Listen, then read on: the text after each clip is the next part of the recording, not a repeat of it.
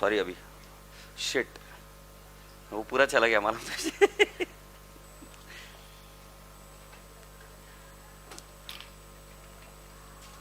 क्या बोलता मंदर, सब लाइफ में ठीक? पानी आ रहा है क्या?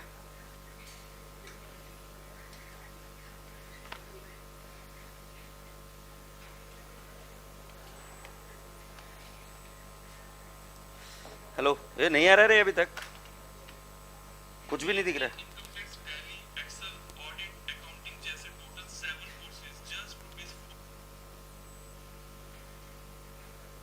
हाँ, राधे राधे सभी लोगों को। और सुनो मेरे बच्चों, रसगुल्लो, ऑनलाइन के रसगुल्लो, माफ करना यार, लेट हो गया। झूठ कहीं को बोलेगा, मेरे को ही लेट हुआ, मैं उठने में लेट हो गया, ठीक है। सो उसके वजह से लेट हो गया और फिर ट्रैफिक मिल गई, साला निकला टाइम पर बट फिर ट्रैफिक मिल गई। सो एनी विच वेज अभी शुरू करें। तुम बाकी कैसे हो? क्या इतना क्या भारी हुआ? हम जेन्युइन नोट पर, क्या भारी हुआ इतना? क्या हुआ? फर्स्ट लेक्चर, चल झूठी मत बोल रहे, बात फालतू बातें। अरे मैं बताऊँ क्या भारी हुआ इतना? तुमको एक बात बोलूँ क्या? संडे आ रहा है, ये किधर जाते हैं यार मेरे, वो सब पेपर्स मिलते नहीं है मेरे को। कल कहाँ पर लिखे थे अपन?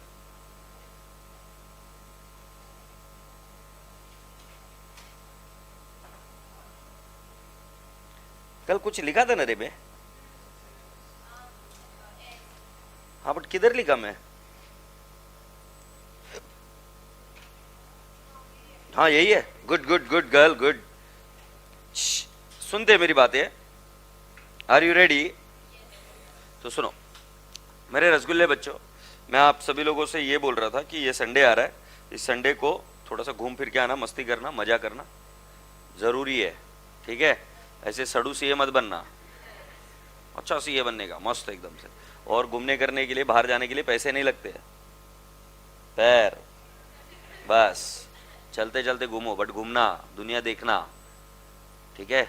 Start interacting with the environment and that will help you out, okay.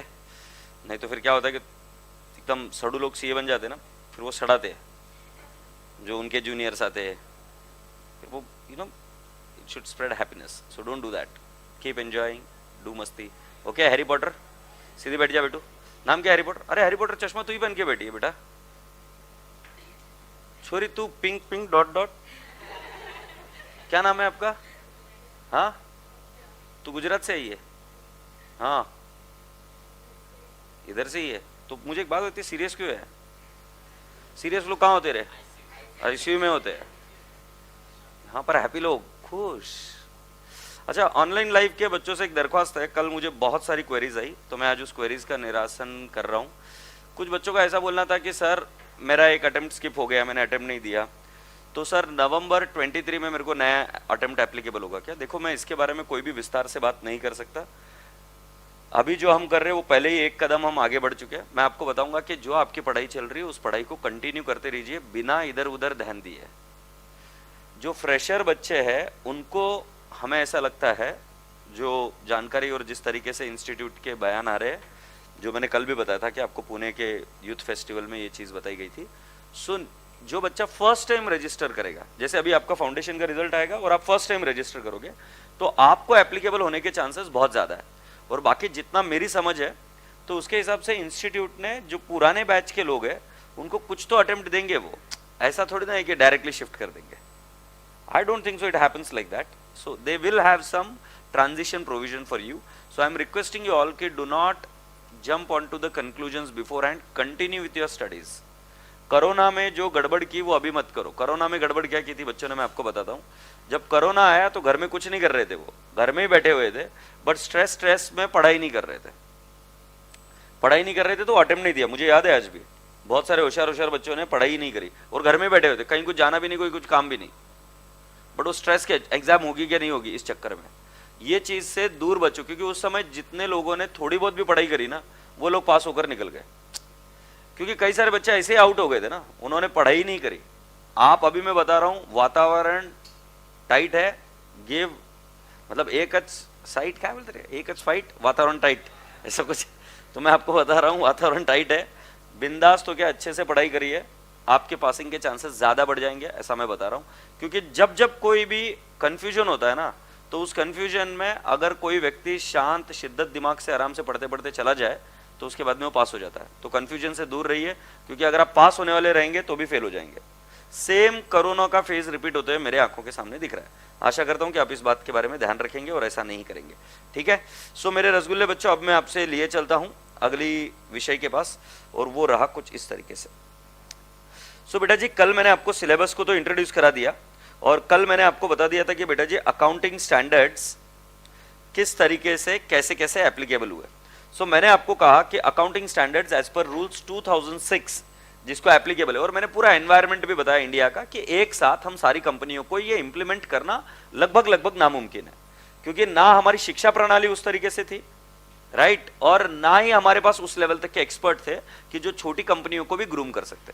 तो हमारे पास जो ऑप्शन बचा वो क्या था कि जो बड़ी कंपनी है जो रिक्रूट कर सकते हैं, जो एमएनसीज है, राइट, उन कंपनियों को पहले कहा गया कि आप क्या फॉलो करिए, इंड एस। सर आने वाले समय में क्या सभी लोग इंड एस ही पढ़ेंगे? मुझे ऐसा लगता है कि यस, आने वाले 10-15 सालों में सभी कंपनियां इंड एस ही पढ़नी चाहिए, मतलब इंड एस को ही कंप्लायंट रहेगी। सो बेटा जी फिर जाहिर सी बात है कि हमारे पास 2 शेड्यूल 3 बने। उसके लिए शेड्यूल 3 एक ही बना सकते थे, बट उन्होंने 2 बनाए। अब ये जो शेड्यूल 3 है उसका डिवीजन 1 होता है और डिवीजन 2 होता है। डिवीजन 1 जो होता है वो अकाउंटिंग स्टैंडर्ड्स रूल्स 2006, माने जो कंपनीज को इंड एस एप्लीकेबल नहीं वो वाली कंपनियों को होता है। और ये बेटा जी इसका balance sheet, P and L account, cash flow statement, notes to accounts का फॉर्मेट थोड़ा सा अलग है, बट जब मैं बात करूं डिवीजन 2 की तो उसका फॉर्मेट अलग है। कल हमने ऑनलाइन जाकर आपको बैलेंस शीट का एक फॉर्मेट ओपन करके बताया था। क्या आप मुझे बता सकते हो कौन सी कंपनी थी वो? टाटा। और मैंने टाटा मोटर्स के आपको 2 फाइनेंशियल स्टेटमेंट्स बताए, एक 16 के पहले का और एक 2016 के पहले, और एक लेटेस्ट अगर आपने देखा तो बैलेंस शीट का फॉर्मेट चेंज हो गया था, और 2016 के पहले का देखा था तो बैलेंस शीट का फॉर्मेट अलग था। आपके दिमाग में मैंने पूछा था क्या फर्क दिखा आपको, तुमने तुरंत रिकॉग्नाइज किया कि सर जो पुराना फॉर्मेट है उसके अंदर शेयर कैपिटल पहले है और अभी पीपी पहले, माने असेट्स पहले है, विच इज एब्सोल्युटली राइट। और फिर उसके बेसिस पर मैं अभी आपको आज जो पढ़ाने जा रहा हूं, तो आपको पता चला मैं कौन सा पढ़ाने जा रहा हूं, as per accounting standards rules 2006, क्योंकि आपके सिलेबस में यही एप्लीकेबल है। से यस। अच्छा रसगुल्ला, एक लास्ट बात पूछू क्या, आप अगर कोई भी लिस्टेड कंपनी के फाइनेंशियल स्टेटमेंट निकालेंगे तो वो कौन सा एप्लीकेबल मिलेगा आपको? End S. इंड एस कौन सा कंप्लायंट है बेटा जी? IFRS, international financial reporting standards. तो वो कब पढ़ने को मिलेगा आपको? CA फाइनल में। सो बेटा जी अब हम आगे बढ़े और आज की हेडिंग लिखिए शेड्यूल 3 डिवीजन 1,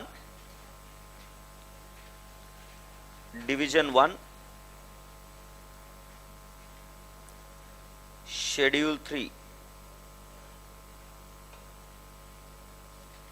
डिवीजन 1 शेड्यूल 3। अच्छा देखो, कुछ दिन तक जब तक बुक्स नहीं लगेगी, I won't give you the books. After that, I'll give you the books.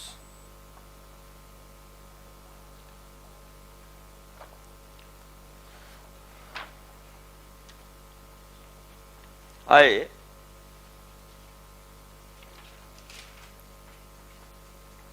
ठीक है, अभी लिखना शुरू करिए।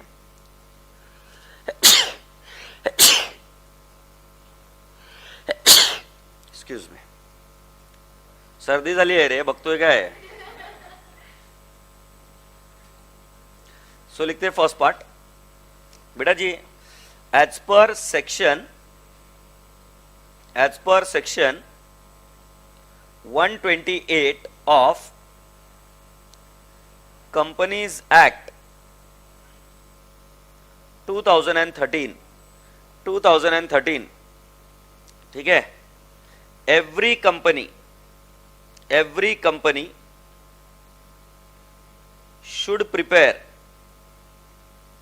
should prepare and keep at its registered office books of accounts, ठीक है, राइट। इधर आगे लिखूंगा including for branch,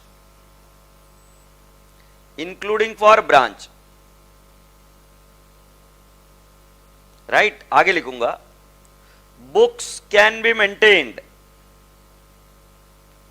books can be maintained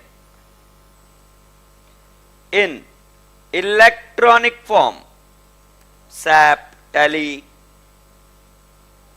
Oracle. Okay, आपने देखे होंगे अलग अलग होटल के अलग अलग इलेक्ट्रिक फॉर्म में चीजें होती है, राइट। बही खाता सुना है कि नहीं सुना है? सो बेटा जी, अब आपको जो मैं चीज समझा रहा हूं प्लीज बड़ा प्रेम से समझना। ये अगर आप फाउंडेशन से कंपेयर करेंगे जो आप पढ़ते थे, तो आपको पढ़ाया जाता था दो चीजें, सोर्स डॉक्यूमेंट, उसमें प्रोसेस बताई जाती थी, source document, subsidiary book, ledger. तो अब ये कंपनीज एक्ट में हर चीज उनको गाइड करने के लिए लॉ है, कानून है। तो सेक्शन 128 ने कहा कि आपको फाउंडेशन में आपको क्या पढ़ाया गया था, सेक्शन 128 ने आपको कहा कि भाई साहब आप बुक्स ऑफ अकाउंट्स मेंटेन करेंगे। तो बुक्स ऑफ अकाउंट हमने फाउंडेशन में कैसे पढ़ा था, याद करो। फाउंडेशन में प्रोप्राइटरशिप के लिए हमने क्या पढ़ा था कि सर जी पहले होता है सोर्स डॉक्यूमेंट। सोर्स डॉक्यूमेंट माने invoice, agreed debit note, credit note, bank statement, जिस किसी की भी एविडेंस के बुनियाद पर हम एंट्री करते वो सोर्स डॉक्यूमेंट। सोर्स डॉक्यूमेंट के बाद में क्या होता था, सब्सिडरी बुक, जर्नल, हाँ नहीं, और जर्नल के अंदर ही हम क्या बोलेंगे, सब्सिडरी बुक भी। सब्सिडरी बुक के बाद में क्या होता था, लेजर। लेजर के बाद में क्या होता था, ट्रायल बैलेंस, एग्रीड।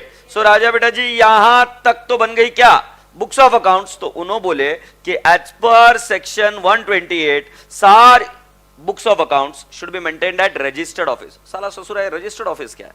मुझे एक बात बताओ कि टाटा मोटर्स की फैक्ट्री पिंपरी चिंचवड़ में है क्या? थप्पड़ लगा दूंगा, तुरंत बोलो। टाटा मोटर्स की फैक्ट्री पिंपरी चिंचवड़ में है कि नहीं है? है सर, अरे है। उस चौक का नाम है टेल्को चौक, समझे? हमारा पूना बहुत भारी है, वहां पर से ही सुधा मूर्ति जी काम करना शुरू करी थी, मालूम तुमको? पोटे कुछ भी बातें करते तुम, वो फ्लोर एरिया पर काम करती थी, सुधा मूर्ति की बातें नहीं सुनी तुम, येड़ा। ठीक है, सो टाटा मोटर्स इधर है, तुमको मालूम उनका रजिस्टर्ड ऑफिस किधर है? Mumbai. Yes, you are right. So please understand there is a difference between two things. You can have an organization or a branch or an outlet in Pune or a factory in Pune, but it need not be necessary that the registered office is also in Pune. Registered office क्या होगा ये आपको कानून में, law में पढ़ाया जाएगा।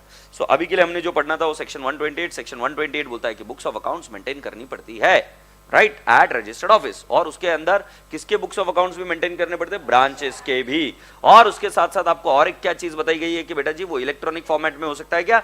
Yes. तो ये एक अच्छा काम करते हैं कि इलेक्ट्रॉनिक फॉर्मेट में हो सकता है। सो राजा बेटा जी अभी तो हमने बुक्स ऑफ अकाउंट्स के बारे में बात करी, बट साला बुक्स ऑफ अकाउंट शेड्यूल तरीके यहाँ पे नजदीक दूर भी नहीं है। बुक्स ऑफ अकाउंट्स हमारा बेस बनेगा किसके लिए, बैलेंस शीट, P&L अकाउंट बनाने के लिए। ट्रायल बैलेंस तक का प्रोसीजर जरूरत था। ट्रायल बैलेंस के आगे क्या बनता है बेटा जी, हमारे फाइनेंशियल स्टेटमेंट्स। सो राजा बेटा जी आगे बढ़ते, लिखिए मेरे साथ पॉइंट नंबर 2 अंडर सेक्शन, आगे लिखिए, एज पर section 129 of Companies Act, of Companies Act 2013, at AGM of a company,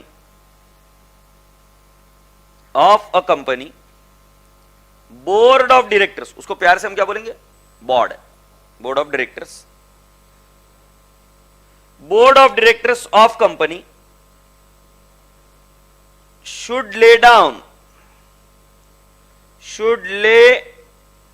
financial statements before the company. Before the company माने before the company share holder, समझे? उन्होंने क्या बोले कि बेटा जी एज पर section 129 of the companies act 2013 at AGM, annual general meeting of company, board of directors of a company should lay financial statement before the company. क्या आपने ये कोई एजीएम देखी क्या? किसकी देखी? किससे रिजल्ट हुआ? जियो की हुई थी एजीएम, और जैसे ही जियो का क्या क्या लॉन्च कर रहे हैं उन्होंने बताई करी थी चीजें, धप करके शेयर। गुरु मूवी देखी क्या? गुरु, अभिषेक बच्चन, कितने बच्चों ने देखी? यार जिंदगी में कुछ तो करते हो। कौन सी मूवी देखी? नाम नहीं बता सकते।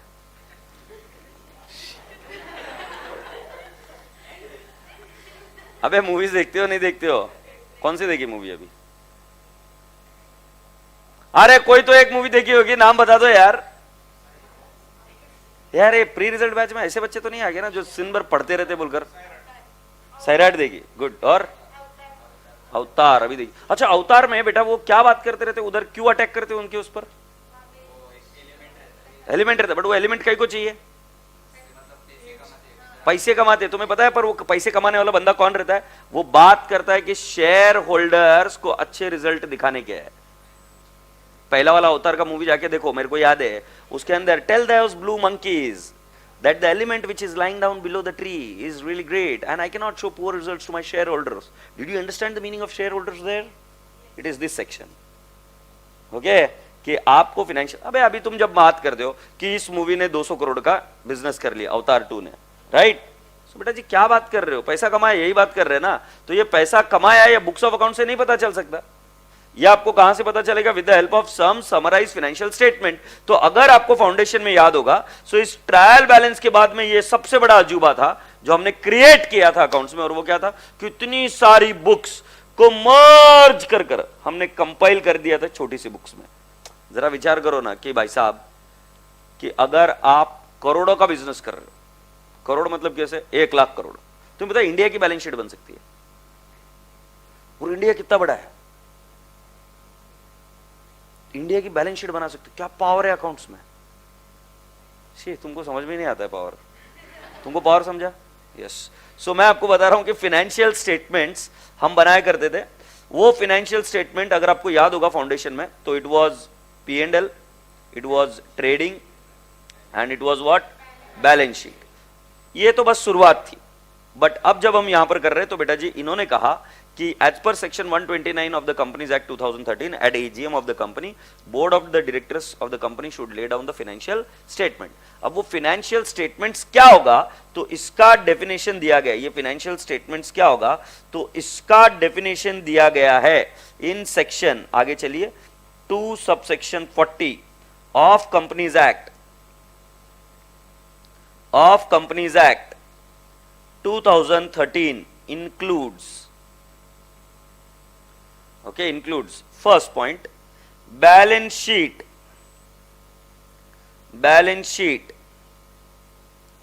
as at end of the financial year, as at the end of the financial year.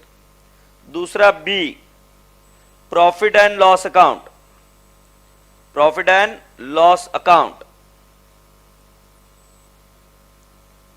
C, cash flow statement,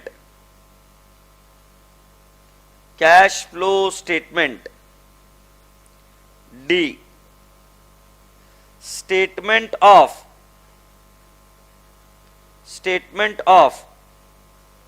changes in equity, आपको लिख देता हूं, not applicable for you, not applicable for inter, ये फाइनल में आएगा।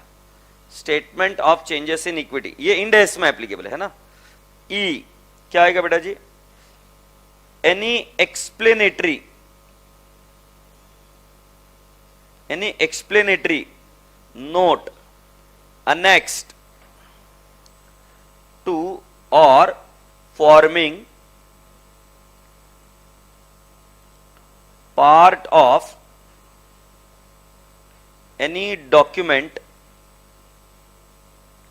referred in 1 to 4 above. Okay, सो मैं आपको क्या बताने की कोशिश कर रहा हूं कि बेटा जी section 240 of the companies Act बताता है कि फाइनेंशियल स्टेटमेंट्स क्या है।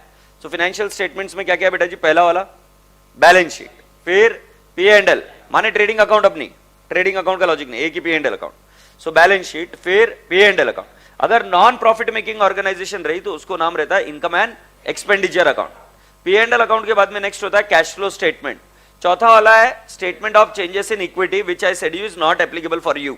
और लास्ट वाला है which is called as notes to accounts, which can also be called as any explanatory statement annex to or forming part of any document refer to in 1 और 4 above, मतलब balance sheet का part हो सकता है, P&L का हो सकता है, कैश फ्लो स्टेटमेंट का हो सकता है, notes to sorry statement of changes in equity. इसको हम प्रेम से क्या बोलते हैं बेटा जी? Notes to accounts. Notes to accounts क्या होता है अभी हम प्रैक्टिकली एक बार चीज देखेंगे, फिर हम आगे बढ़ेंगे। Is that okay? सो राजा बेटा जी, आशा करता हूं कि पूरी कंपनी को पता, सभी लोगों को पता चल गया है कि फाइनेंशियल स्टेटमेंट कंपनीज के लिए क्या है। और जाहिर सी बात है कि इसका फॉर्मेटिंग जो था, इसका फॉर्मेट जो है वो शेड्यूल 3 के हिसाब से एकदम क्रिस्टल क्लियर दिया है, ताकि किसी भी कंपनी में हम क्या कर सके, कंपैरिजन कर सके। तो आज हम क्या करेंगे, आज हम किसी कंपनी का फाइनेंशियल स्टेटमेंट डाउनलोड करेंगे, उसको कंपेयर कर देखेंगे। Let's take an example TCS और let's take an example Infosys. क्या आपको कंपैरिजन करना इजी होता है क्या? हम रियल टाइम में निकाल कर देखेंगे। दूसरी चीज हमें क्या देखने की कि क्या ये जो सारी चीजें बता रहे हैं, क्या ये सारी चीजें कवर्ड है क्या? बट बेटा जी मैं जो निकालूंगा वो एज पर इंड एस निकालूंगा, बट आपको चिंता नहीं करना है। जब फाइनेंशियल स्टेटमेंट कंपनीज एक्ट ने डिफाइन किया है तो उन्होंने लार्जर पिक्चर को लेकर डिफाइन किया, तो उन्होंने statement of changes in equity भी लिया है। हमारे केस में statement of changes in equity नहीं आएगा, तो बट हमारा देखना तो जरूरी है ना कि भाई ये होता है कि नहीं होता है। बट आगे जाने के पहले कुछ चीजें और लिख लेते हैं। चलिए आप एक और चीज लिख कर लीजिए।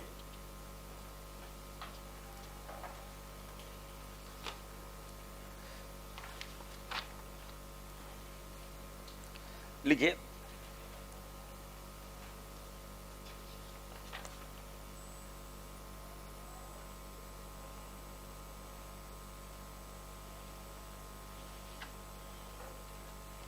या very important,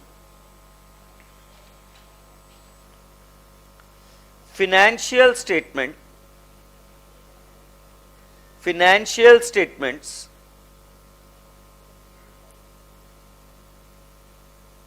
should give true and fair view of company. Financial statement should give true and fair view of companies. Is that okay? और बेटा जी उन्होंने ये भी बोला है कि अगर true and fair view of the companies चाहिए, so then company should comply with accounting standard as prescribed under section 133। अगर किसी भी चीज का ट्रू एंड फेयर व्यू चाहिए तो क्या करना चाहिए? सो हम बोलेंगे, लिखिए, company should comply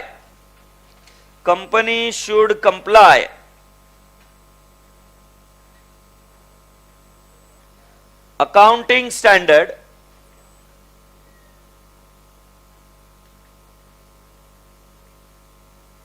under section 133। अब जरा ध्यान से सुनो, अंडर सेक्शन 133 ये सेक्शन है, इस सेक्शन के तहत रूल्स नोटिफाई किए जाते हैं। जैसे मुझे एक बात बताओ, आरटीओ के कानून कहां बनते हैं? पार्लियामेंट में। बट आरटीओ के रूल्स बेटा जी पार्लियामेंट में इतना टाइम नहीं कि वो आरटीओ के हर एक रूल्स को बनाएंगे, तो उसके लिए कमिटी बिठाई जाती है और वो कमिटी उसके रूल्स बनाती है। तुम समझ रहे हो मैं क्या बोल रहा हूं? तो बेटा जी उसी तरीके से अकाउंटिंग स्टैंडर्ड्स फॉलो करेंगे ये बोला गया है, बट अकाउंटिंग स्टैंडर्ड कौन से होंगे उसके लिए कंपनीज एक्ट में कमिटी बिठाई जाती है और वो कमिटी एएस फॉलो करती है और उसके रूल्स नोटिफाई कराती है। तुम समझ रहे हो मैं क्या बोल रहा हूं? तो रूल्स शब्द को कैसे देखेंगे? किसी एक सेक्शन को बनाना पार्लियामेंट का काम है और उस पार्लियामेंट के उस सेक्शन में ऐसा लिखा जाता है उस एक्ट में कि इस सेक्शन को फॉलो करने के लिए जो भी रूल्स प्रिस्क्राइब होंगे उसके हिसाब से काम होगा। रूल्स प्रिस्क्राइब करने के लिए उसकी एक्सपर्ट कमिटी होती है जो उसको स्टडी कर रूल्स नोटिफाई करती है। तो इसके तहत दो रूल्स नोटिफाई हुए थे कल, अगर आपको याद होगा तो, accounting standards rules 2015 and Indian accounting standards rules 2006 and Indian accounting standards rule 2015। तुम्हें शब्द रूल समझा क्या यहां पर? सो पहले इन्होंने बोला कि अकाउंटिंग स्टैंडर्ड्स फॉलो करेंगे। पॉइंट नंबर 2, किधर गया? Point number 2 I will say other statutory requirement.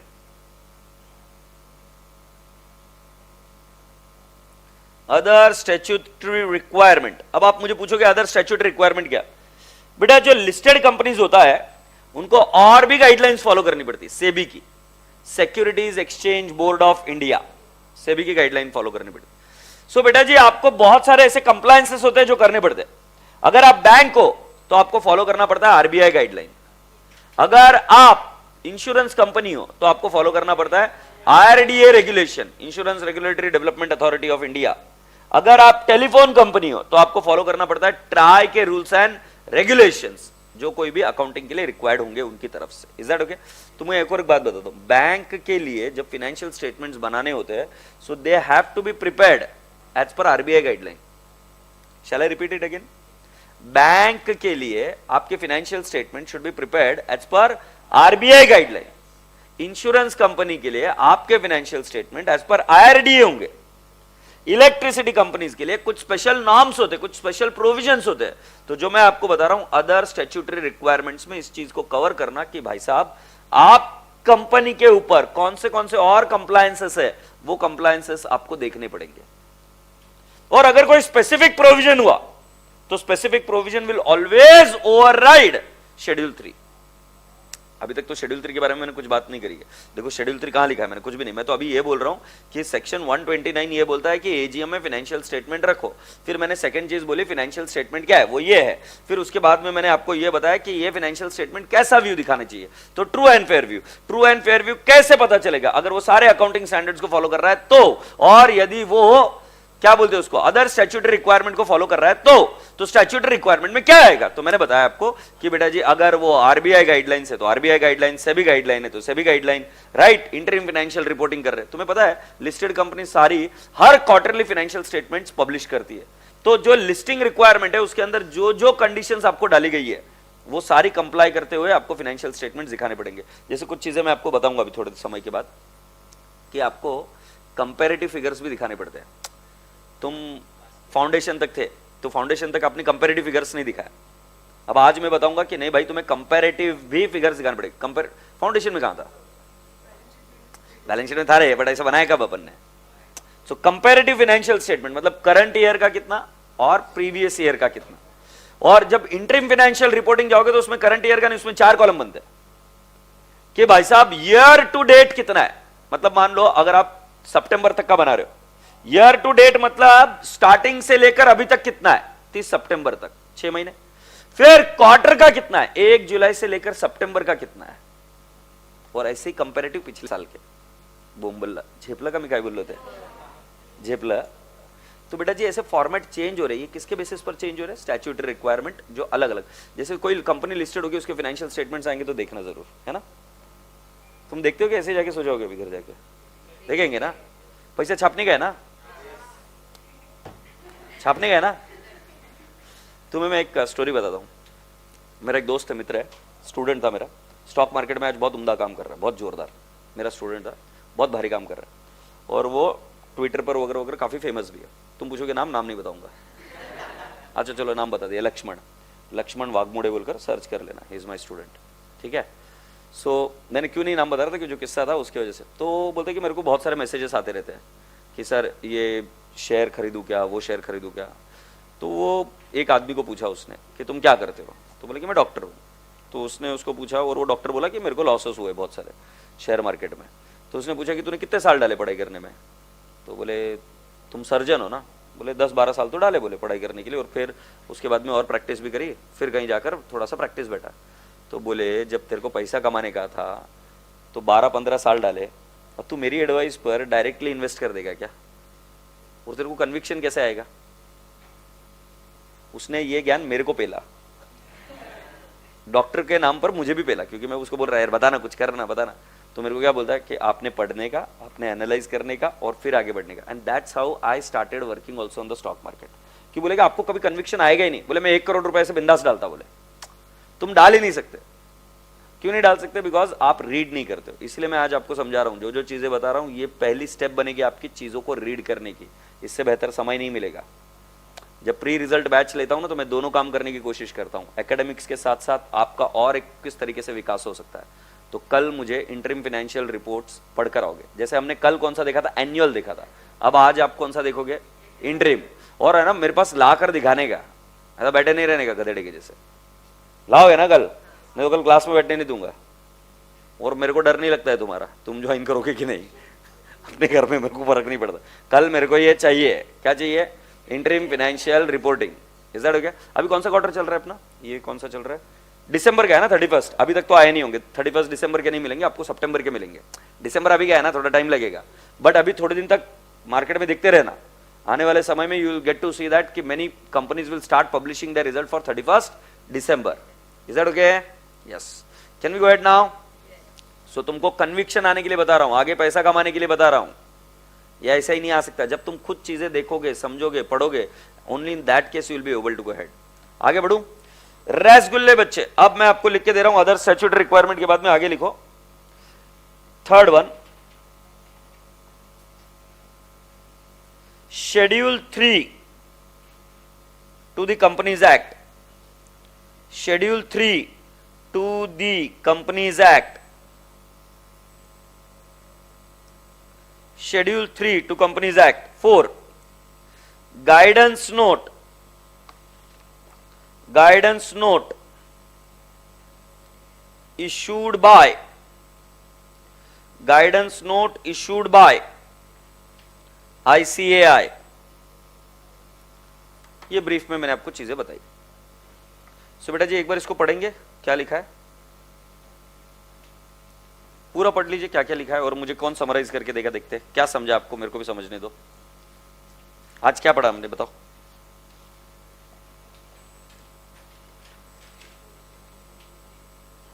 हाँ बेटू.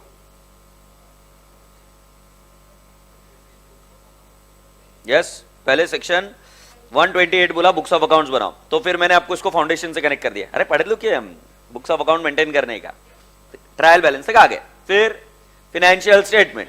अब तुम फाइनेंशियल स्टेटमेंट तुम्हें याद है ना, तुम कैसे भी बनाते थे. फिर मैंने बोला नहीं ऐसा नहीं बना सकते. सेक्शन 129 बोलता है कि आपको फाइनेंशियल स्टेटमेंट एजीएम के सामने रखने पड़ेंगे. अभी एजीएम क्या होती है आपको लॉ में अंकिता मैम पढ़ाएंगे.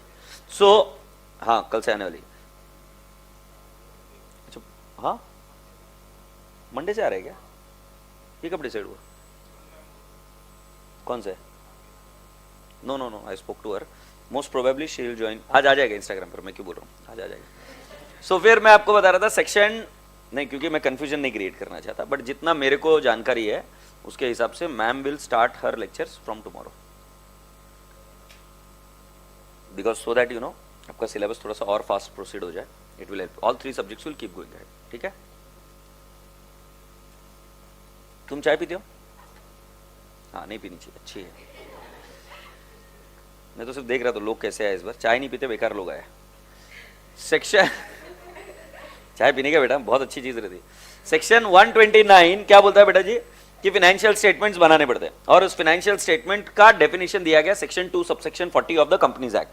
उसके अंदर बेटा जी 4 फाइनेंशियल स्टेटमेंट बताए गए. P&L account, balance sheet, cash flow statement, statement of changes in equity, inter के लिए एप्लीकेबल नहीं है. और एक चीज क्या है, any explanatory notes that is called as notes to accounts. बेटा जी फाइनेंशियल स्टेटमेंट कैसे होने चाहिए, तो it should show true and fair view. और ट्रू एंड फेयर व्यू कब हो जाएंगे, अगर वो एएस को फॉलो करे एज पर सेक्शन 133. फिर उसके बाद में अदर स्टैट्यूटरी रिक्वायरमेंट्स, और बेटा जी schedule 3 to the companies Act and guidance note issued by ICAI. अब जो अकाउंटिंग स्टैंडर्ड्स नोटिफाइड है वो 2 रूल्स में नोटिफाइड है. I hope now you are understanding. वो कितने रूल्स में नोटिफाइड है? 2 rules. Rules 2006 and rules 2015. This was notified by ministry of corporate affairs via this rules.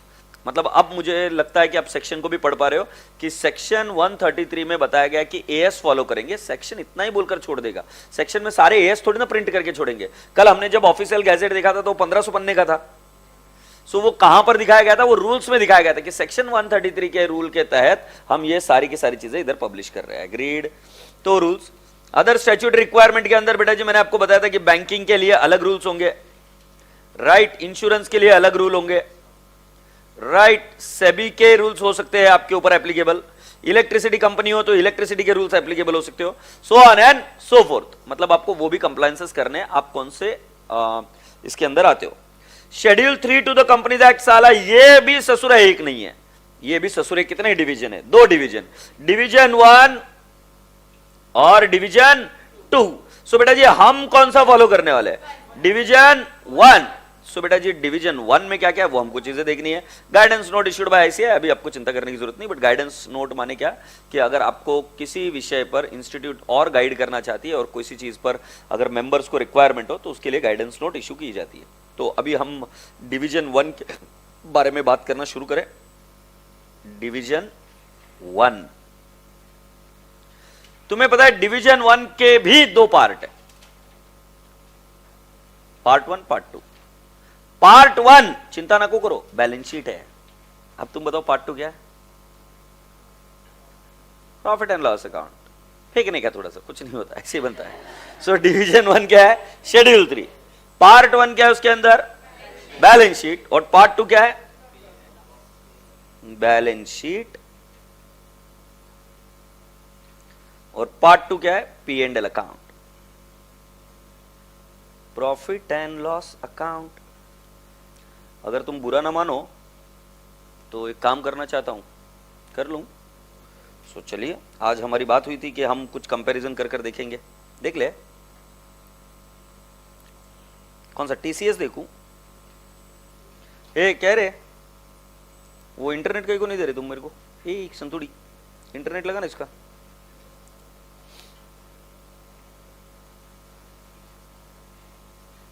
Password change कर दिया कमी ने। और याद कर लो यार, वही है तेरा कनेक्टेड है। हाँ मेरा भी हो गया कनेक्ट, किसको बताना मत वापिस। कनेक्टेड बोले। ये ऑनलाइन के रसगुल्लो, तुम कैसे हो?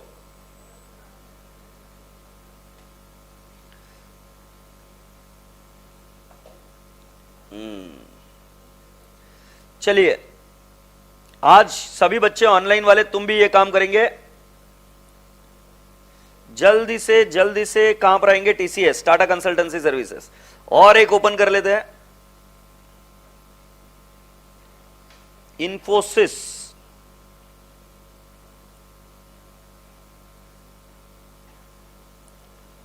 इंफोसिस, ओके। सो मैं टीसीएस के पास आ जाता हूं। यार ऐसे कुकीज बुकीज मत लाया करो यार, एक्सेप्ट कर लेगा। आपने पास ऑप्शन कहां छोड़ते हो? ये इन्वेस्टर में जाने का सीख लो, बाकी इधर उधर ज्यादा ध्यान मत दो ना। लागो, टीसीएस कंपनी अच्छी कंपनी है।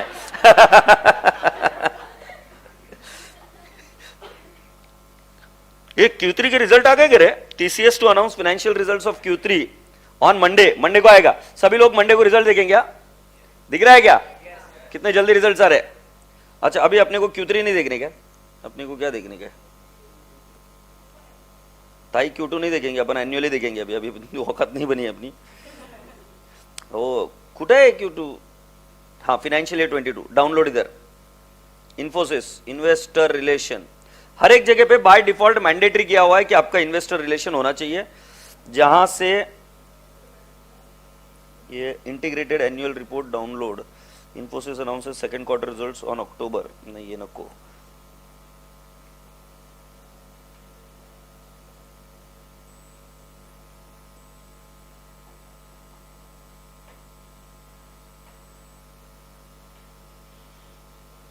Annual reports is what I want. 22, 23 नहीं, 21, 22 का चाहिए ना ये एनुअल रिपोर्ट पीडीएफ। ठीक है, ये इन्फोसिस की है। इधर एक इंडेक्स होती है, पेज नंबर मेरे हिसाब से 175 पर है। अगर आप ध्यान से देखोगे तो 175 पर स्टैंडअलोन है और 255 पर क्या है? कंसोलिडेटेड। अभी हम कंसोलिडेटेड की बात नहीं करेंगे, सिर्फ एनुअल देखेंगे। किसी के पास शॉर्टकट है क्या पेज पर डायरेक्ट पहुंचने का? तेरे पास एप्पल है ना रे? ऊपर बुकमार्क है, ये कंसोलिडेटेड है।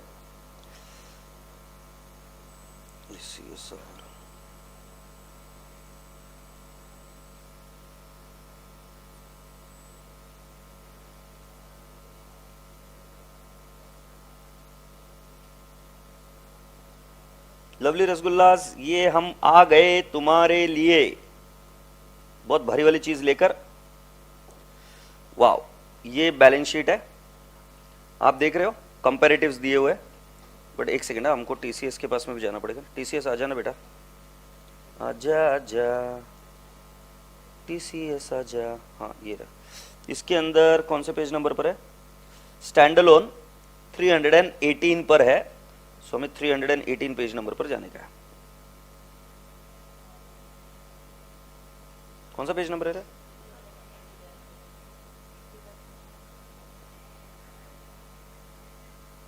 देखो क्या होता कि मैं कई बार ऐसा सोचता हूँ कि मैं घर से निकाल कर लेके आ जाऊँ और आपको ये इधर ही आकर बता दूँ, बट फिर प्रॉब्लम क्या होती है कि आपको फिर पता नहीं चलता कि जाके ढूंढना कैसा है, और ये एक्चुअली इतना मशक्कत का काम है कि you have to do all this research, तब जाके आप पैसा कमाते हो। हाँ, ये stand alone balance sheet, right. अच्छा, ये बैलेंस शीट किसके हिसाब से बेटा जी? Are we doing this balance sheet as per AS or Ind AS? इंडेस। सो जो शेड्यूल 3 मैं पढ़ाऊंगा वो मैच नहीं होगा इसके साथ में, बट आपको सिर्फ आइडिया देने के लिए मैं बता रहा हूं। यहां पर बेटा जी पहले स्टैंड अलोन बैलेंस शीट में अगर आप देखेंगे, सो असेट्स दिया हुआ है और असेट्स के नाम्स दिए हुए, करंट असेट्स दिया हुआ है, फिर इक्विटी एंड लाइबिलिटीज दिया हुआ है, और फिर इस तरीके से चीजें जारी है। अगर आप ध्यान से एक चीज देखेंगे तो एज एट 31 मार्च 22 लिखा है, और फिर एज एट 31 मार्च 21 लिखा है। सही है ना बेटू? किधर गए? सो माने कंपैरेटिव्स दिए हुए, ठीक है। Now it's time that we see for the Infosys.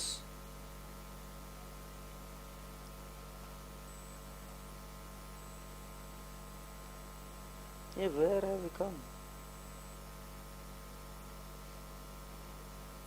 अपन आए थे ना इधर, लाकर छोड़ के गया था इधर तक। ये दिख रहा है बेटा जी बैलेंस शीट एज एट 31 मार्च 22, और उसके बाद में कौन सा है? 21। मतलब कंपैरेटिव में अब आपको एक चीज पता चल गई है कि पहले करंट ईयर का डेटा आता है, फिर नेक्स्ट ईयर का डेटा आता है, लास्ट ईयर का डेटा आता है, पास्ट ईयर, लास्ट ईयर का डेटा उसके बाजू में। अच्छा, एग्जाम में अगर उल्टा पुल्टा किया मार्क्स कटेंगे, क्योंकि ये रिक्वायरमेंट है। कंपनीज एक्ट की किसी भी रिक्वायरमेंट को आप बाईपास नहीं कर सकते, because it will create confusions. Now if you see यहां पर PP, right of use of asset, जिस तरीके से हमने टीसीएस की बैलेंस शीट देखी थी, उसी तरीके से क्या हम इंफोसिस की भी बैलेंस शीट देख रहे हैं क्या? चलो अभी पूरी क्लास को एक चीज बतानी है मुझे, पीपी कितना है इनका? 11,384, एग्रीड। जरा एक बार जाके टीसीएस का निकालना है, तो क्या बहुत इजी है क्या हमारे लिए? अरे मत कर यार प्लीज, पहले मैं परेशान हूं। सो पीपी क्या हमें निकालना इजी है क्या? पहला ही वाला क्लॉज 9669 बता देता है कि इसकी पीपी कितनी है। बताओ मुझे किसकी पीपी ज्यादा है? Infosys. Makes the point clear? इस तरीके से आपको सारी चीजें यहां पर लाइन बाय लाइन, यहां पर right to use asset, capital work in progress, goodwill और बाकी की चीजें दी हुई है। क्या आपको सेम तरीके से देखने को मिल रहा है क्या? बेटा जी ये बहुत बड़ा काम किया गया था कि जिसके वजह से uniformity I in the financial statements of all the companies in India. Now just visualize if I tell you कि now there is a uniformity all over world, कैसा लगेगा? Now if I tell you there is a uniformity all over world, so can you do one thing? Let's download the financial statements of Apple or Tesla. Will you do that? Yes. So you will tell me tomorrow कि Tesla और Apple या जो company तुम्हें पसंद है, जहां पर IFRS implemented है, लगभग अब फाइनेंशियल स्टेटमेंट सेम है। और अगर आप 2016 के पहले चले जाओगे और तब के निकाल के कंपेयर करोगे तो कंपेरेबल नहीं था। ये बहुत बड़ी स्टेप हुई थी। Is that okay? आशा करता हूं कि आपको ये बात समझ में आई। सो बेटा जी हमारी पहली बात हुई थी कि सर बैलेंस शीट होता है। दूसरा क्या बात हुआ था बेटा जी? पी एंड एल होता है क्या? ये क्या लिखा है? Statement of P and L account दिख रहा है क्या? सो सेकंड चीज, सारे लोग पी एंड एल अकाउंट, और पी एंड एल अकाउंट का फॉर्मेट हर जगह पे सेम टू सेम मिलेगा आपको। अब बेटा मैं कंपैरिजन में नहीं जा रहा हूं, बट आपको बता रहा हूं कि दूसरी चीज थी P and L account. Next क्या चीज थी? अगर आपको याद होगा, सो बेटा जी statement of changes in equity. क्या आपको ये हेडिंग दिख रही है क्या? Statement of changes in equity. But क्या हम इंटरमीडिएट में statement of changes in equity पढ़ने वाले हैं? नहीं। कहां पे पढ़ेंगे? फाइनल में। फिर बेटा जी statement of changes in equity के बाद में अगर आपको याद होगा तो कैश फ्लो स्टेटमेंट था। क्या बेटा जी आपके पास स्टेटमेंट ऑफ कैश फ्लोज दिख रहा है क्या? Cash flow statement, yes. उसके बाद में अगर आपको याद होगा तो नोट्स टू अकाउंट्स था, या notes forming part of financial statement. तो इसके अंदर बेटा जी सारी चीजें लिखी गई है। और आप देख लीजिए, मैंने आपको बताया था कि आपको क्या कंप्लाई करने पड़ते हैं फाइनेंशियल स्टेटमेंट में, अकाउंटिंग स्टैंडर्ड्स। पढ़िए क्या लिखा है? These standalone financial statement have been prepared in accordance with Indian accounting standard referred to as Ind AS as prescribed under section 133 of the Companies Act 2013, read with Companies Indian accounting standards rules as amended from time to time। हमारे लिए सिर्फ फर्क इतना ही होगा कि वो end S के हिसाब से नहीं होंगे, वो एज पर एएस के हिसाब से होंगे। और दूसरा हाँ राजा बेटा जी, हमारे इंड एस नहीं होंगे, हमारे कौन से होंगे, एस। और बेटा जी ये सारी चीजें कि किस तरीके से फाइनेंशियल स्टेटमेंट बनाए गए वो सारी चीजें इसमें लिखी गई है।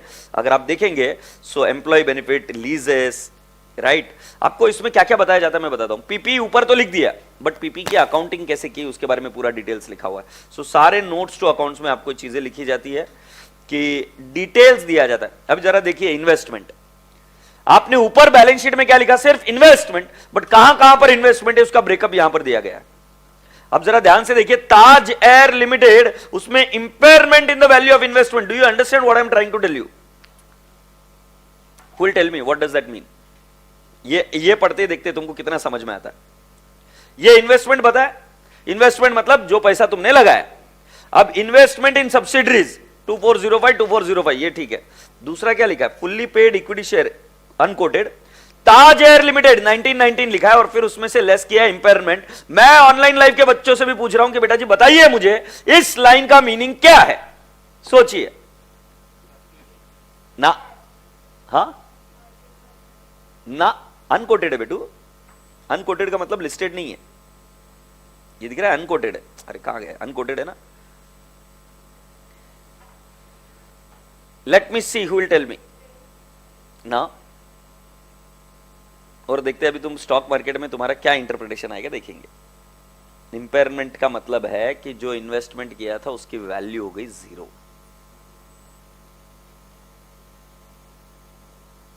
सेल होता तो बेटा शब्द यूज करते सेल।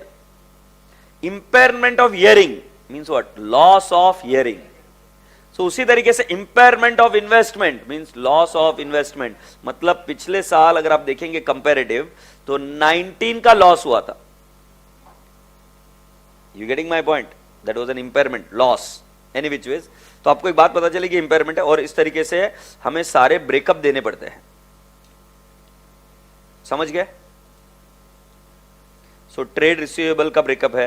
आशा करता हूं कि अभी सभी बच्चों को यह बात भी पता चल गई कि नोट्स टू अकाउंट्स कुछ नहीं होता है सर, एनेक्शर्स होते हैं।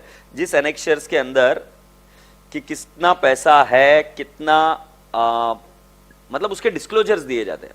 अब जैसे कैश एंड कैश इक्विवेलेंट के अंदर डिस्क्लोजर दिया गया कि बैलेंस इन बैंक कितना है, चेक्स इन हैंड कितना है, रेमिटेंस इन ट्रांजिट कितना है। तुम्हें याद है तुमको फाउंडेशन में एक चीज बताई गई थी, फाउंडेशन में एक चीज बताई गई थी कि जब चेक मिलता है तो चेक को हम कैश बुक में रखते हैं, कैश कॉलम में।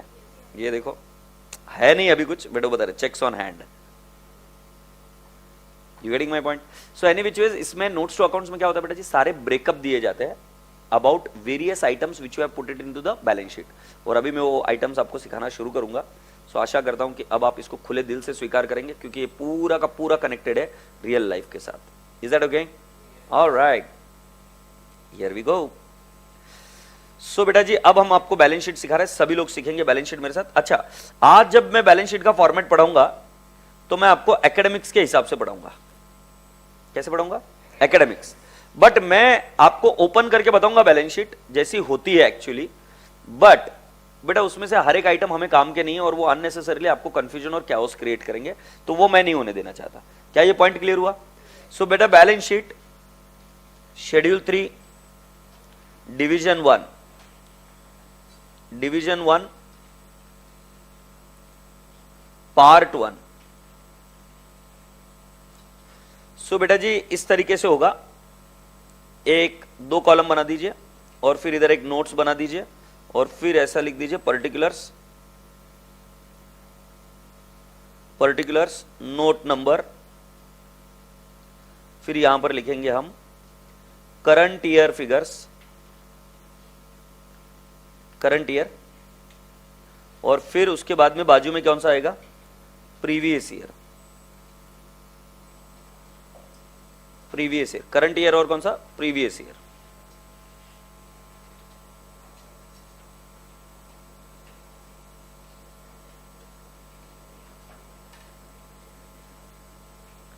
अगर आप सब लोग रेडी होंगे तो हम पहला पॉइंट लिखते हैं, राइट। सो बेटा पहला पॉइंट आया है और इसका आएगा इक्विटी एंड लायबिलिटीज। जो भी आप लिस्टेड में देख रहे थे वो कैसे था? असेट से शुरू हो रहा था, बट हम किससे शुरू करेंगे? Equity and liabilities. उसके अंदर first part shareholders fund, shareholders fund, इसको अंडरलाइन कर कर उसमें part A share capital, part B reserves and surplus, reserves and surplus, part two हम लिखेंगे non current liabilities, non current liabilities, non current. अच्छा, मैंने reserves and surplus के नीचे और एक आइटम था, मैं खा गया उसको, क्योंकि मैंने बताया था मैं कैसे पढ़ा रहा हूं ये एज पर एकेडमिक्स, कि जो आपको याद करके जाना है। अननेसेसरी जो चीजें है वो मैं बताऊंगा, but as a matter of reference आपको बताऊंगा। Is that okay? फिर इसके अंदर point number A long term borrowings, long term borrowings. फिर आप लिखेंगे बी डेफर्ड टैक्स लाइबिलिटीज, इसको हम प्रेम से बोलते हैं डीटीएल। क्या बोलते हैं बेटा? डीटीएल। पॉइंट नंबर सी में आएगा आपका long term provision, long term provision. और पॉइंट नंबर डी में आता है other non current liabilities, other non current liabilities. ये पॉइंट नंबर 2 हुआ। सो अगर आप ध्यान से समझ रहे हो तो पहला रोमन 1 आता है, फिर उसके बाद में इक्विटी एंड लाइबिलिटीज में शेयर होल्डर्स फंड, फिर उसके बाद में हम लिखते हैं non current liabilities. Non current liabilities 2 point पर बनता है, और पॉइंट नंबर 3 पर बनता है बेटा जी करंट लाइबिलिटीज। करंट लाइबिलिटीज की एक खास बात है बेटा, जो कुछ भी आपकी नॉन करंट लाइबिलिटीज है वही करंट लाइबिलिटीज का स्वरूप बनते जाती है, बट यहां पर जो लॉन्ग टर्म बोरिंग है वो क्या बन जाता है? Short term borrowing. So point number A short term borrowing. सुन रहे हो क्या बेटा जी? जो भी डेफर्ड टैक्स लाइबिलिटी थी आपकी, वो डीटीएल टैक्स शॉर्ट टर्म में नहीं आता। इधर पॉइंट नंबर बी बनता है ट्रेड पेबल। क्या बनता है? Trade payable. फिर पॉइंट नंबर सी में आता है शॉर्ट टर्म प्रोविजन, और लास्ट पॉइंट डी में आता है other current liabilities, other current liabilities. और ये टोटल हो गई, और ये टोटल हो गई। हैप्पी? एक बार इसको लिख कर निकाल दीजिए। और आपको मैं बता रहा हूं, चिंता मत करो, ये याद मैं कराऊंगा, ये मेरा स्टोरी है, मैं याद कराएगा। उसके बाद में अभी असेट साइड बनेगी। अभी इसके बाद में क्या बनेगी? Asset side. सर ये हर बार बनानी पड़ेगी? हो बेटा, हर बार बना। Welcome to intermediate. असेट्स बेटा जी, असेट्स के अंदर सर पहले प्रीवियस ईयर क्यों नहीं लिया? बेटा मेरे को मजा आ रहा है। अरे यार, मतलब बताने के बाद में कैसे पूछ सकते हो? नालायक, थोड़ा सा ध्यान दे। अभी डाउनलोड कर भी बताया कि मैंने आपको बताया कि पहले करंट ईयर का फिगर आता है, फिर प्रीवियस ईयर का फिगर आता है। अच्छा, असेट्स में क्या क्या आता है बेटा जी? First one property. मतलब ये कैसे आएगा देखा ना जरा, मैं बताता हूं, मैं बताऊंगा। वन पेन दवाड़ा बन जाता है। ये वन के अंदर पॉइंट नंबर ए, मतलब 1 और पॉइंट ए साथ में ही है। सर 1 क्या है? जो ए है। सर ए क्या है? जो 1 है। मेरे पास घूर कर मत देखो, जो है मैं वो बता रहा हूं। 1 क्या है? ए है। ए क्या है? 1 है। Good, 1 point A. सो इसका नाम है प्रॉपर्टी, प्लांट एंड इक्विपमेंट। फिर बी इंटेंजिबल असेट्स। फिर C capital work in progress, Samba. फिर डी इंटेंजिबल अंडर डेवलपमेंट।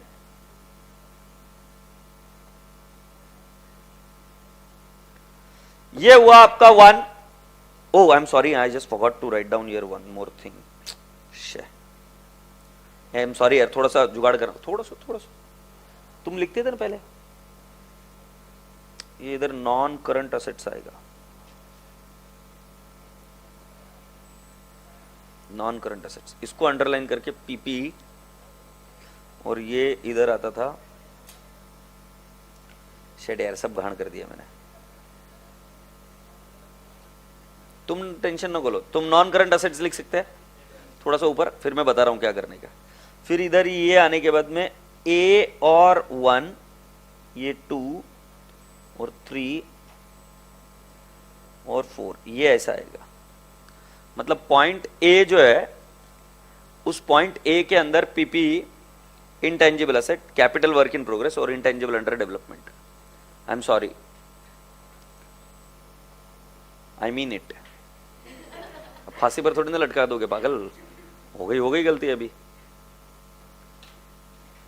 चलो नहीं, वेरी गुड रसगुल्ली। सो नॉन करंट असेट में पहला पीपी आ गया। अब दूसरा क्या आएगा, नॉन करंट इन्वेस्टमेंट। सर आप एक बार सोच लो, वही लिखना है क्या बेटा, सोच लिया। Non current investment, non current investment तुम करोगे ना, खूब पैसे कमाओगे, खूब इन्वेस्ट करोगे, है ना, फिर मुझे ला कर दोगे। हो चलो कितने कितने लाके देंगे, आज ही सौदा हो जाए। ऑनलाइन वाला तुम भी बताओ, फिर मेरे को कब रिटायर होना है मैं पता करता हूं। कितना देंगे, 150 रुपया। बेटा मत, मैं संभाल लूंगा बेटा, वो कभी कम ना पड़ जाए तेरे को, रख लेना अपने पास ही। गुड बेटा, नॉन करंट इन्वेस्टमेंट हो गया। तुम्हें आज देख रहे हो, तुम जब तुम फाउंडेशन में थे ना, कितने कमीने थे, और मुझे पता है तुम आज भी वैसे ही हो, बस सिर्फ टाइम की बात है।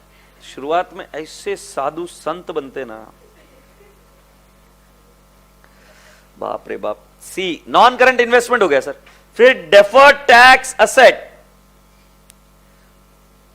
डेफर्ड टैक्स असेट, ये बोल रहे कि सर मैं 0 रुपीज दूंगा, ये बोल रहे 1 लाख सर फर्स्ट सैलरी। अच्छा, आई लव यू ब्रो। कौन है ये, कौशल, थैंक यू सो मच। तूने दिल से बोला जितना एसपीसी डिस्काउंट देगा ये खतरी था बच्चा तूने बोला क्या, अच्छा तूने इधर इसको बोला था, अच्छा चलिए सुनते। डेफर्ड टैक्स असेट हो गया, okay. D loans and advance, long term loans and advance, long term loans and advance. और पॉइंट नंबर ई में अदर नॉन करंट असेट। भाई साहब ये सारी नॉन करंट असेट्स आ गई। हैप्पी,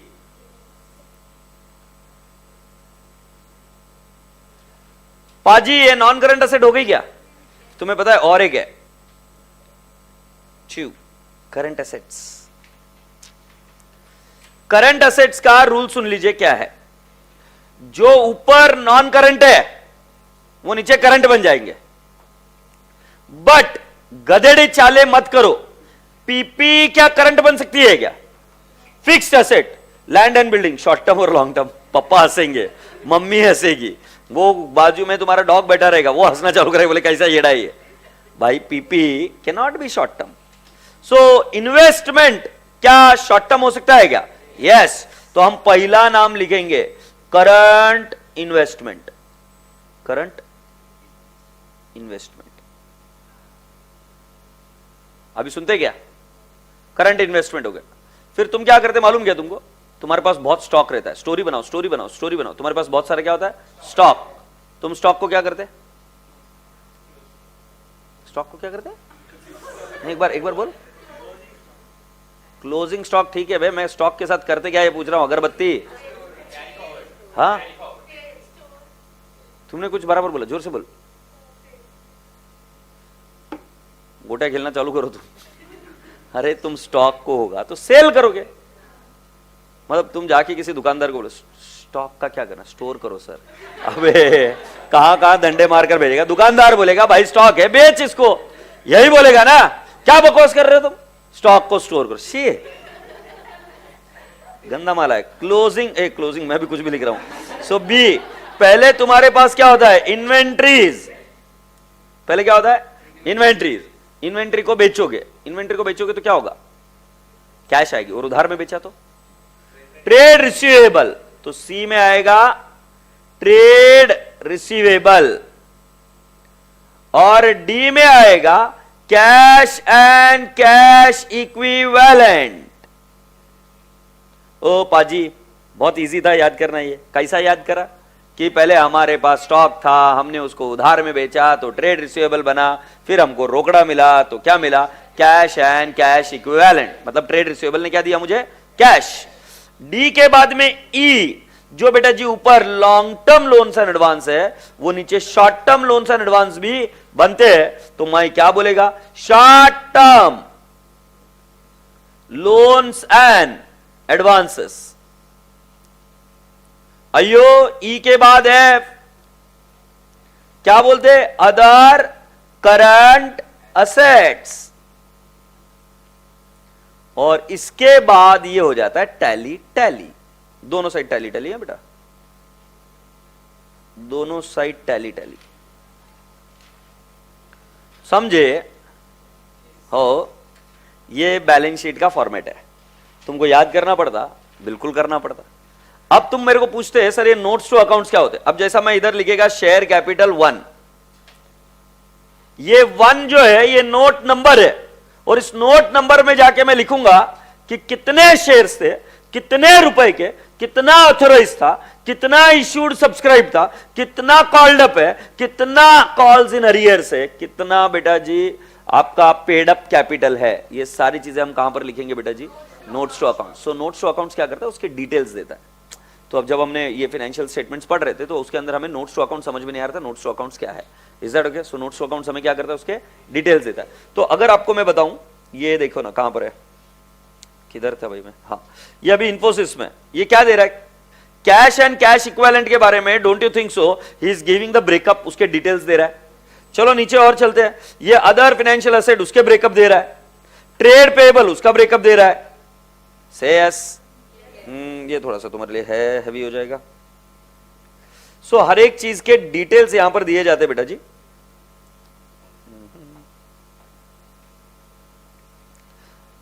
शेयर होल्डिंग पैटर्न दिया है, ये सारे डिस्क्लोजर्स दिए जाते हैं। आई hope you people got this point. कोई क्वेरी? ओके अब बेटा जी इसी तरीके से अब मुझे आपको क्या समझाना है पता है क्या, मुझे आपको ये बताना है कि इस बैलेंस शीट को पढ़ते कैसे। तो जो ये फर्स्ट पोर्शन है, ये पोर्शन बताता है कि ओनर को कितने रुपए बिलोंग करते हैं, ठीक है। जितना पैसा रिजर्व्स एंड सरप्लस में बढ़ेगा उतना तुम खुश रहोगे, ठीक है। अब मुझे एक बात बताओ, मैं आपसे कुछ चीजें पूछ रहा हूं, जरा ध्यान से सोच के मुझे बताना। एक बैलेंस शीट है, अभी बेटा मैं ये आपकी बचपन की बैलेंस शीट ड्रॉ कर रहा हूं। एक बैलेंस शीट है, उस बैलेंस शीट में यहां पर क्रेडिटर्स है, ओके, और यहां पर क्रेडिटर्स है 5 लाख रुपए, और तेरे पास यहां पर है पीपीई 5 लाख रुपए। तो तुम मुझे बताओ खुश या दुख? दुख। किसको खुश या दुखी? क्यों बेटा? यू आर गोइंग राइट, दुखी होना चाहिए। क्यों? क्रेडिटर शॉर्ट टर्म है, उसको पैसा देना पड़ेगा। पीपी लॉन्ग टर्म है, पैसा आएगा कहां से? सेस कहां से लाएंगे पैसे? अभी फॉर एग्जांपल एक कैमरा है मेरे पास, और मेरे पास एक ट्रेड पेएबल है। अभी कैमरे को बेचूंगा तो मेरे 5 लाख रुपए नहीं मिल रहे मेरे को, because it has become second hand.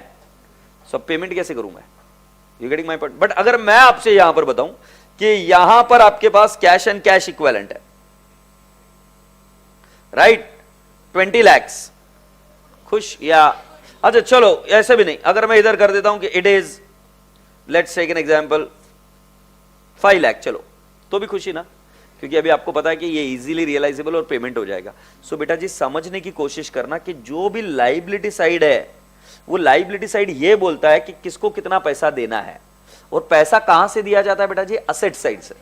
ये मैं क्यों बोल रहा हूं, क्योंकि 11th 12th में कुछ बच्चे ऐसे पढ़ के आते हैं, रिजर्व का मतलब क्या, कुछ पैसा साइड में निकाल के रखना। तुम उस पॉइंट को समझे नहीं। लाइबिलिटी साइड में कभी भी पैसा नहीं होता है, लाइबिलिटी साइड में सिर्फ ये बोलता है कि किसको कितना भुगतान करना है। जब मैं आपको यहां पर बैलेंस शीट बता रहा हूं तो मैं ये बोल रहा हूं असेट में से ओनर को इतना मिलेगा, पॉइंट नंबर रोमन आई, और पॉइंट नंबर 2 से जो मिलेगा बेटा जी वो किसको मिलेगा? Outsider, okay. ये पेमेंट किसको मिलेगा बचा हुआ? आउटसाइडर। हैप्पी। सो बेटा जी ये रिजर्व क्या होता है? रिजर्व क्या होता है बेटा तुम्हें पता है कि फॉर एग्जांपल इंफोसिस ने पैसे कमाए, बहुत पैसे कमाए। हैप्पी। तो पैसे कमाए तो इंफोसिस ने क्या किया उन पैसों का? उन्होंने एक ऑप्शन था कि वो पैसे खुद ही कंज्यूम कर लेते, ओनर को दे देते, या उन्होंने वही पैसा वापस री इन्वेस्ट किया। तुम ऐसे हिलकर देखो, हिलना। ये जो बेंच है ना, ये बहुत पुराने जमाने में ली हुई है। स्वप्निल सर अगर चाहते तो बेटा जी इस बेंच में पैसा ना इन्वेस्ट करते हुए जो पैसा आते उसको उड़ा देते, तो ये बेंच नहीं आती, तू फिर नीचे बैठा रहता।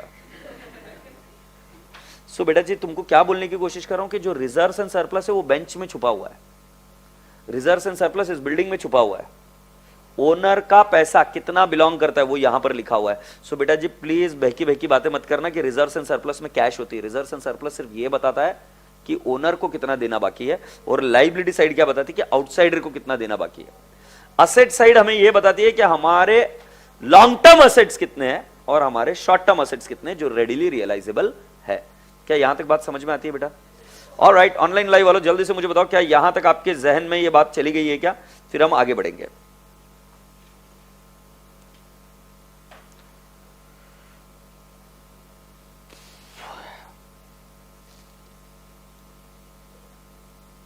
ए रसगुल्लो जल्दी से मुझे बताओ ये बात समझ में आ गई क्या? चलिए अभी आपसे एक प्रश्न पूछता हूं, कौन सी कंपनी स्टॉक मार्केट में बहुत अच्छा परफॉर्म करेगी? जिसके share capital held by promoters, owners ज्यादा है, या ऐसी कंपनी जिसका share capital held by promoter कम है?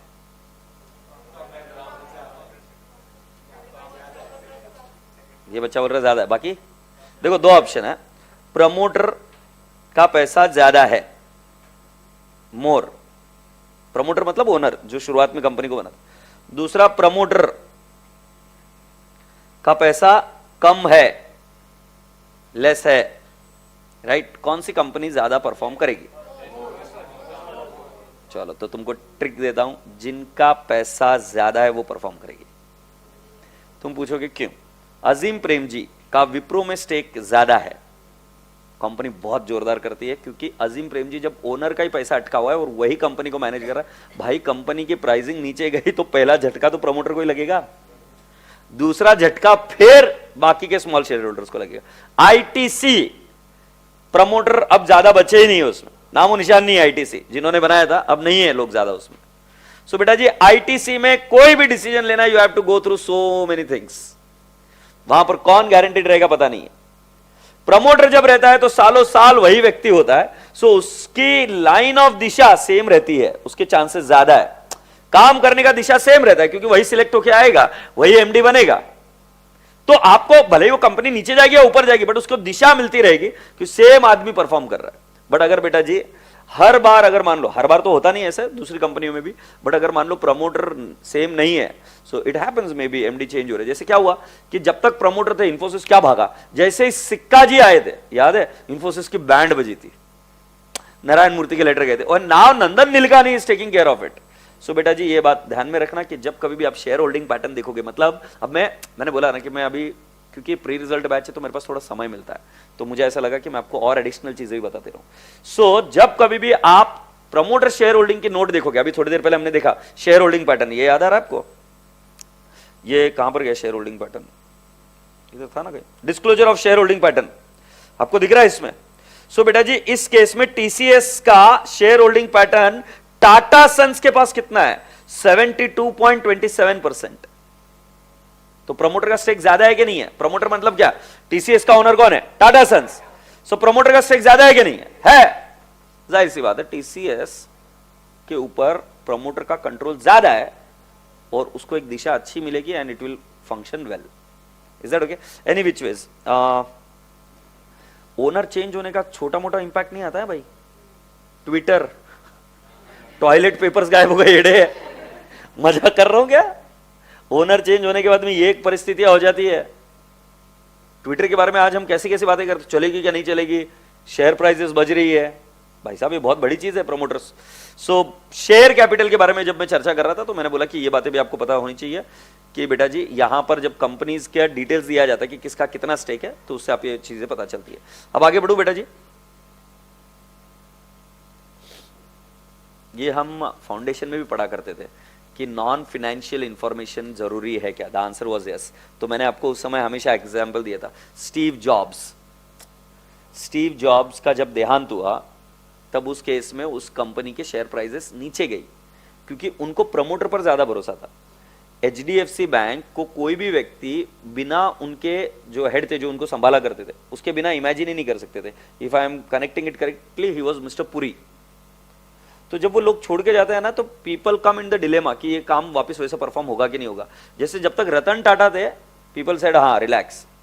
जब कोई दूसरा व्यक्ति उनको रिप्लेस करने की कोशिश करता है तो it becomes a problem for big companies because they have got the knack of handling those whole stuff. I hope you got this point. Sir अपना मार्केट भी गिरा हुआ है, अपन कैश पर बैठे हुए हैं अपन इन्वेस्टमेंट की फिरात में है, कब मार्केट एंट्री देगा और अपन एंट्री मारेंगे। ठीक है।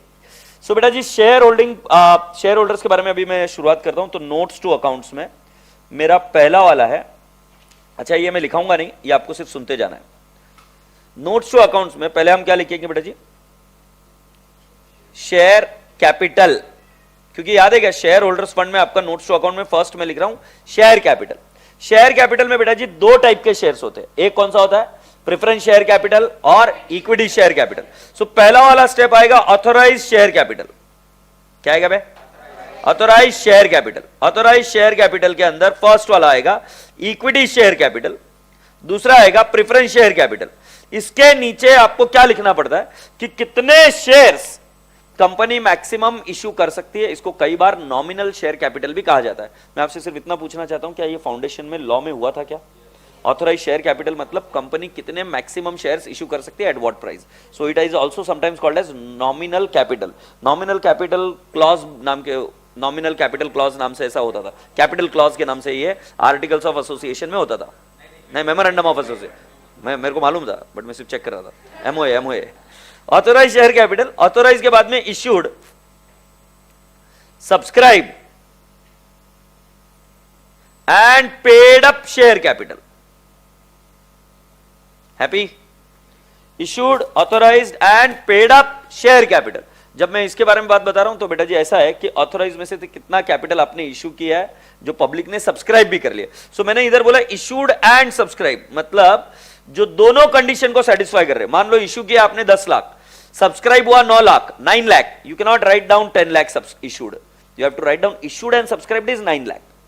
सो 9 lakh into face value, right? उसमें से कॉल्ड अप कितना है? सो जरूरी नहीं है कि सारा का सारा पैसा कॉल्ड अप हो, तो जितना कॉल्ड अप है सिर्फ उतना ही मंगाएंगे और उसमें से लेस करेंगे कॉल्स इन अरियर्स और फिर आपको क्या मिलता है? Paid up share capital. So बेटा जी नोट नंबर 1 के लिए एक छोटा सा कॉन्सेप्ट क्वेश्चन लिखिए मेरे साथ। कॉन्सेप्ट क्वेश्चन, ये बैलेंस शीट बना ली थी ना? Concept question on note number 1। Concept question on note number 1। Sanjay Puri, बिल्कुल सही बात।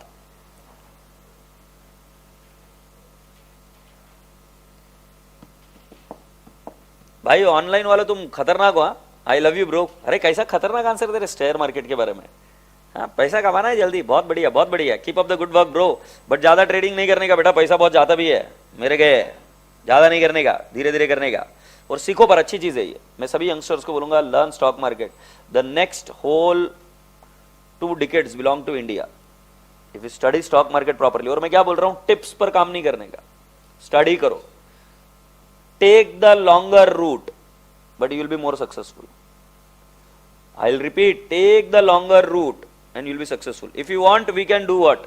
In this pre-result batch, I can give you some stock market books, names. You can read that book and you can summarize it in the class. तुम्हारे पास आधा time तो है ना, मतलब दोनों काम हो जाएगा, पढ़ाई भी हो जाएगी और आपका स्टॉक मार्केट का भी ये हो जाएगा। So I'll give you a soft copy of the book tomorrow. इसका लिंक इधर डिस्क्रिप्शन में भी डाल दूंगा मैं, so you can read that book. Is that okay? Yep.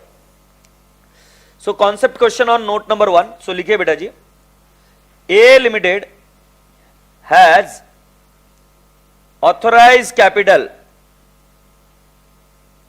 authorized capital of 5 lakh shares of rupees 100 each. Second point, A Limited issued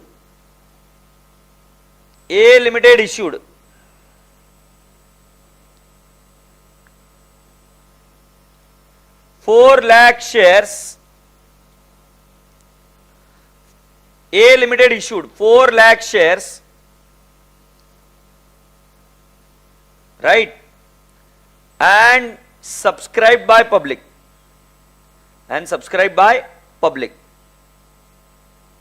happy. फिर next,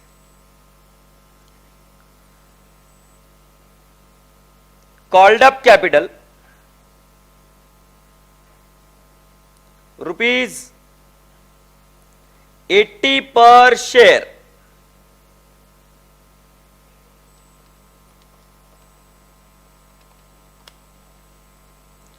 फिर लिखूंगा calls in arrears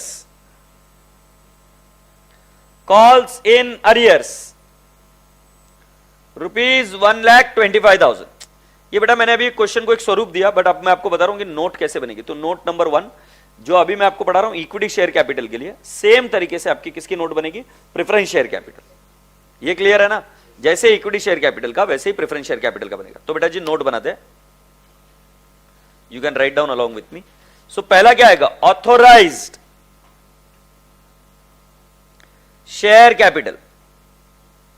authorised share capital underline कर हम लिखेंगे equity share capital. Equity share capital बेटा जी हम कितना लिखेंगे, authorise share capital 5 lakh equity shares of rupees 100 each. बेटा जी मैं आपसे एक रिक्वेस्ट करूंगा, पूरी क्लास का ध्यान से सुनना. इधर मतलब क्या है, इधर जब हम लिखे फिगर्स इन थाउजेंड्स या लैक्स तो 3 जीरो को हटा दीजिए. 5 लाख में से 3 जीरो को हटा दीजिए.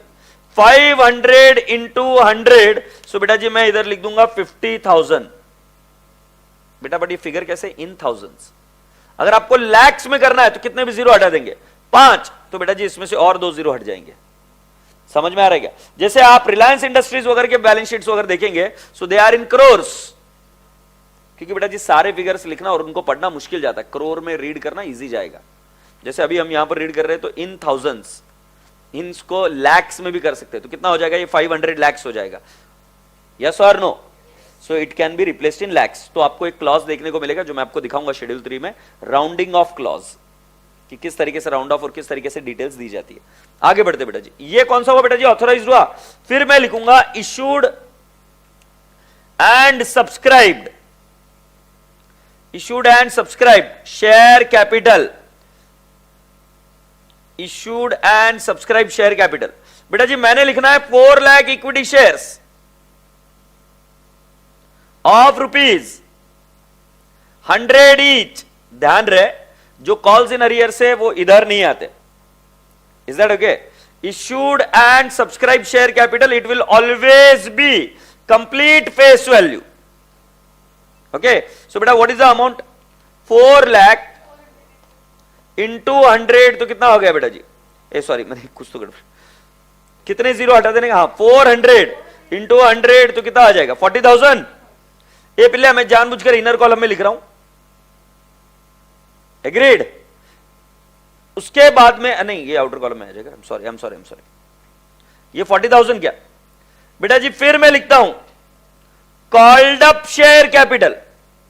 बेटा कॉल्ड अप शेयर कैपिटल क्या हुआ कि बेटा जी जो ऊपर है वो तो इशूड और सब्सक्राइब्ड है, ये फुल फेस वैल्यू पर लिया. बट बेटा जी इसमें से कॉल्ड अप कितना है, सो कैन आई नॉट से 4 लाख इक्विटी शेयर्स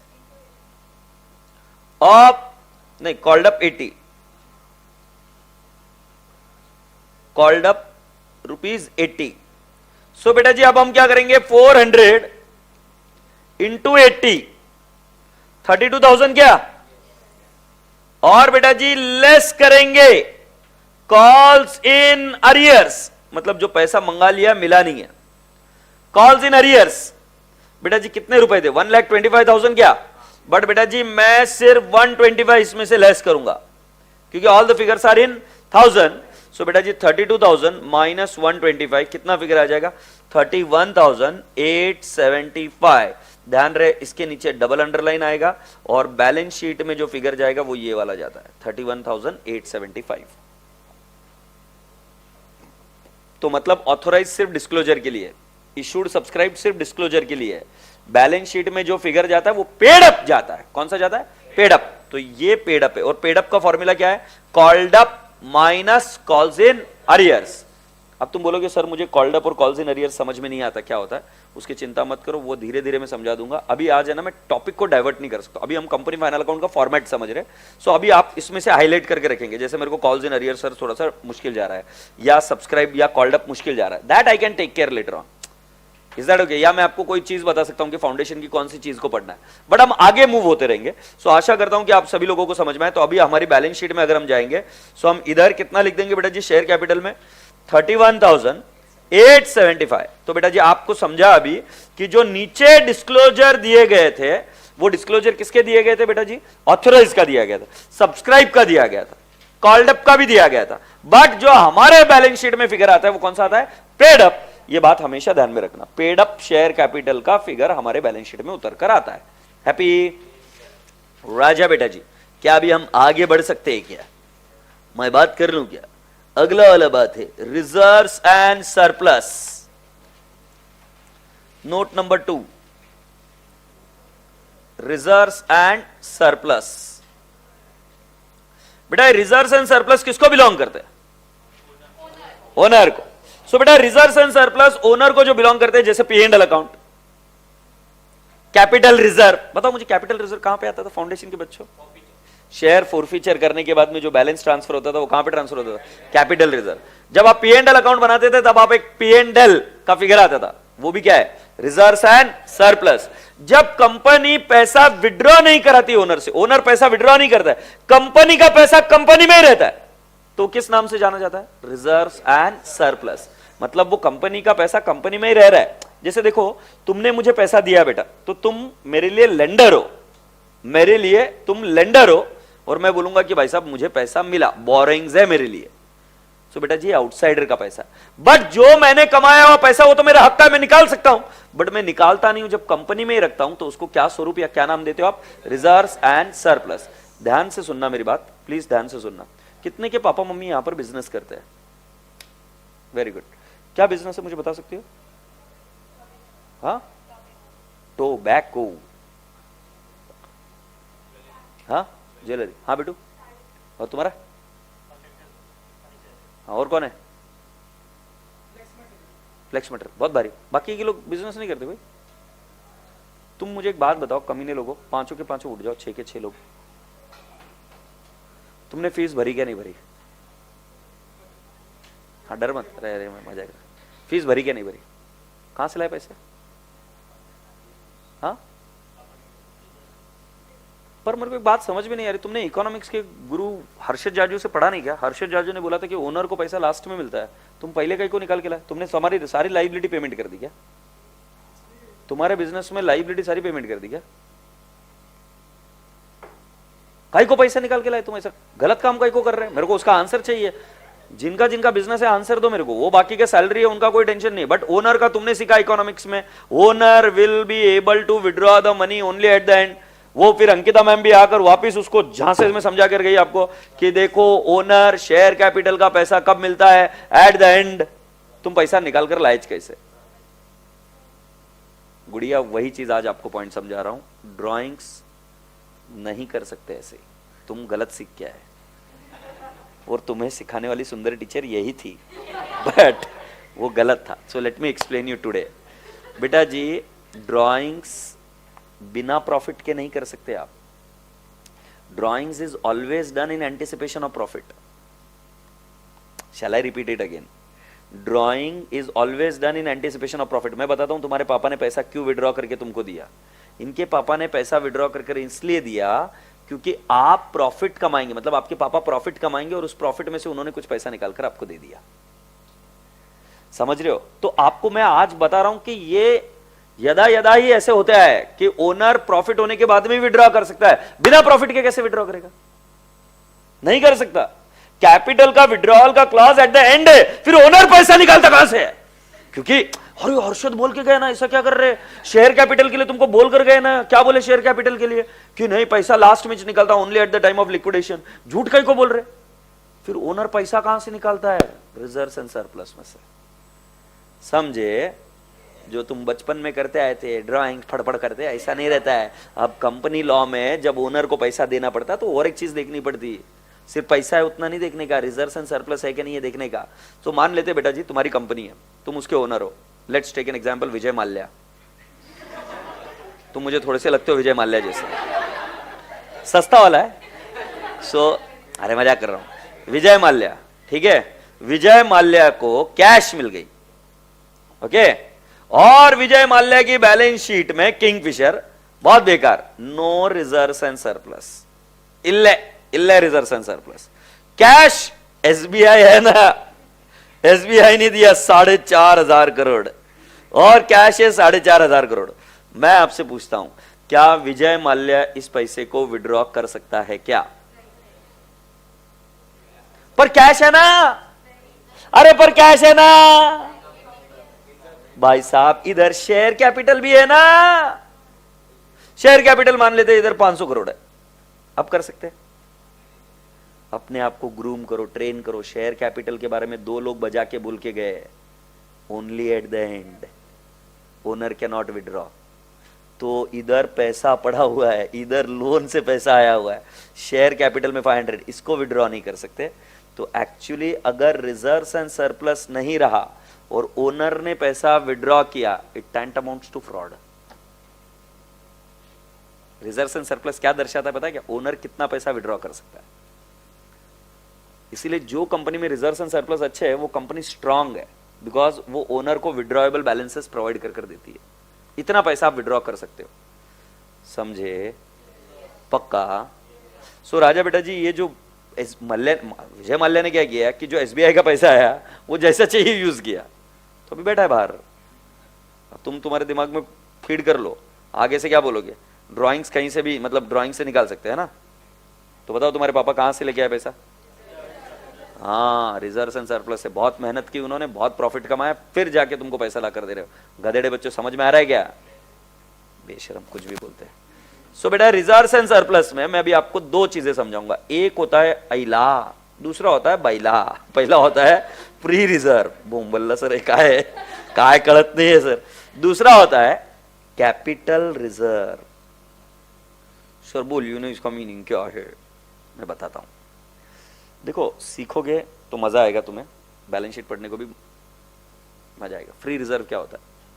एक ऐसा रिजर्व जो ओनर कुछ भी कर ले, वो होता है फ्री रिजर्व। ओनर कुछ भी कर लेता, उसका कुछ भी कर लेता मतलब वो विड्रॉ कर सकता है, उससे बोनस दे सकता है, उससे डिविडेंड दे सकता है, वो उससे बायबैक कर सकता है, मतलब उसके लिए जो करना है वो कर सकता है। मतलब अभी तुम्हारे जेब में पैसे, क्या क्या कर सकते हो तुम? चॉकलेट्स खा सकते हो, और हाँ देखो, तुम एक भिखारी को दे सकते हो, तुम चॉकलेट खा सकते हो, तुम एक बुक खरीद सकते हो, तुम एक होटल में जा सकते हो, तुम उस पैसे को क्या बोल सकते हो, किसी और एक बैंक में डिपॉजिट, तुम कुछ भी कर सकते हो। बट अगर मान लो इसके जेब में कुछ पैसे हैं जिससे इसको इलेक्ट्रिसिटी बिल भरना है और वो कंपलसरी भरना है, अब मैं आपसे पूछता हूं उस पैसे का ये क्या कर सकता है? अच्छा, अभी तुमको थोड़ा दर्द दूं, थोड़ा सा दर्द दूं, देखना मैं तुमको पूछूंगा, तुम मुझे बताना, तुमको एकदम तुरंत ये समझ में आएगा, तुरंत ऐसे समझ में आएगा, है ना? बट तुम है ना बच्चे बन के आंसर देना, ऐसा सीरियस मत बताओ। हाँ, तुम्हारे जेब में 20,000 रुपए, 20,000 rupees, how will you feel? Feel करो, 20,000 रुपए है तुम्हारे जेब में, कैसा लग रहा है? कैसा लग रहा है? हरियाली दिख रही? क्या क्या करने वाले हो? क्या क्या दिख रहा है? शॉपिंग, और घूम के आएंगे, कैंपिंग, टेंट, ट्रेकिंग, एक आधे को गोवा दिख रहा है, हा, मजा आ रहा है। ये हुआ फ्री रिजर्व। अब मैं तुम्हें दूसरा बता रहा हूं, तुम्हारे जेब में 20,000 रुपए है, तुम घर से निकले हो एसपीसी की तरफ, और तुम्हें फीस भरनी है। अब पहले जितना मजा आ रहा है क्या? क्योंकि ये फ्री रिजर्व नहीं है, ये कैपिटल रिजर्व है, ये एक पर्पस के लिए अलाइंड है। अब समझे? तो मतलब हर बार पैसा होकर तुम्हें खुशी नहीं होती, क्योंकि जब वो अभी मान लो पापा दे देंगे 10 लाख रुपए, जा बेटा उसको दे के आ जा। वो 10 लाख रुपए सिर्फ इसलिए दिए क्योंकि तुम बेटे हो उसके या बेटी हो, और कोई दूसरा रीजन नहीं है। बट वो पैसे तुम्हें नहीं दिए, बोले किसी और को जाके दे, तो तुम्हें वो पैसा मिलेगा तो तुम्हें खुशी नहीं है। बट फ्री रिजर्व ऐसी चीज होता है कि जेब में मिल गए, अरे बल्ले बल्ले अभी मजे करो। समझ में आ रहा है कि नहीं आ रहा है? सो फ्री रिजर्व ऐसा होता है जिसको हम नाम देते P&L अकाउंट। दूसरा होता है जिसको हम नाम बोलते हैं जनरल रिजर्व। हैप्पी? और कैपिटल रिजर्व में एक हो सकता है कैपिटल रिजर्व, दूसरा हो सकता है, मैं भी नाम लिख रहा हूं जो आपको पता नहीं है, नहीं ये पता है आपको, सिक्योरिटीज प्रीमियम हो। फिर और एक नाम हो सकता है जिसका नाम है डिबेंचर रिडम्पशन रिजर्व। बोम बोल सर काय चालू है? Debenture redemption reserve. और एक लिख सकता हूं कैपिटल रिडम्पशन रिजर्व। सर ये सही में इतने होते हैं कि आप आपके मन से बना रहे हैं? Capital redemption reserve, revaluation reserve,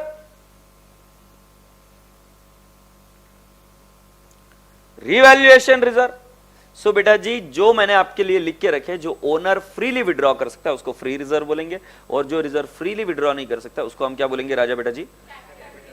capital reserve. अब कैपिटल रिजर्व में कैपिटल रिजर्व है, but capital reserve is a broader term. Capital reserve says that this money can not be withdrawn by the owner. माने reserves and surplus में से भी सारे पैसे withdraw नहीं हो सकते। अब मेरा कुछ रसगुल्ला मुझे बोल रहा है कि सर ये क्लियरली समझा नहीं है। अगर ये समझा तो प्रॉब्लम है। हाँ, अब तुम मेरे को बोलेंगे सर डिबेंचर रिडम्पशन रिजर्व क्या है? थोड़ा बहुत तो आईसीआई की वेबसाइट तुम भी जानते हो, उसमें एक टॉपिक है रिडम्पशन ऑफ डिबेंचर, और उस टॉपिक में डीआरआर क्यों क्रिएट होता है और कैसे क्रिएट होता है पूरा सेक्शन दिया हुआ है। अगर तुमको डीआरआर समझ में आ रहा है ना, ये डिबेंचर रिडम्पशन रिजर्व, तो मेरे को प्रॉब्लम है। कैपिटल रिडम्पशन रिजर्व कैसे होता है?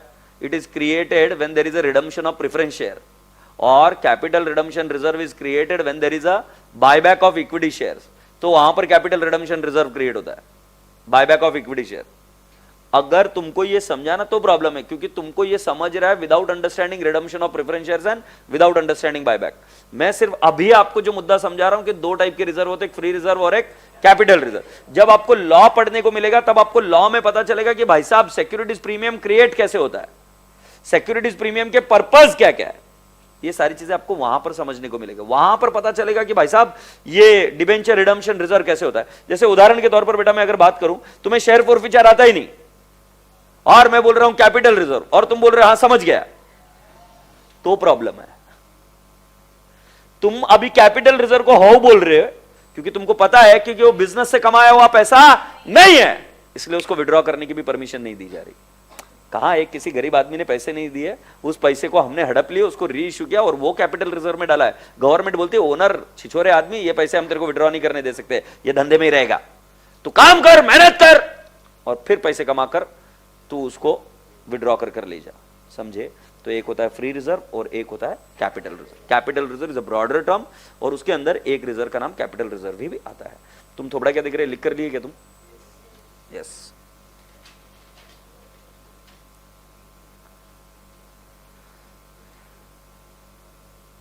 ऑनलाइन के रसगुल्ले क्या बोल रहे? वाह, वर्कमैन कॉम्पेंसेशन रिजर्व, वाह स्पेसिफिक रिजर्व, कुची कुची कू, love you bro.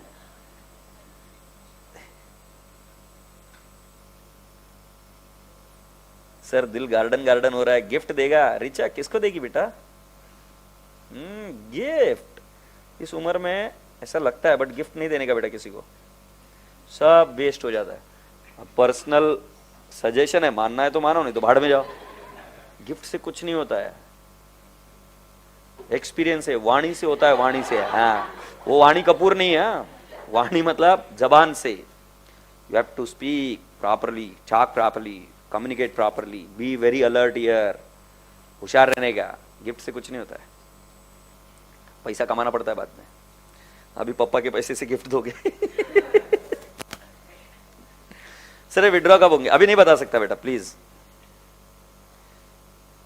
Sir remittance means पैसे देना, रेमिटेंस मीन्स पैसे देना, to send is remittance. Generally if you ask me the word remittance means to send the money.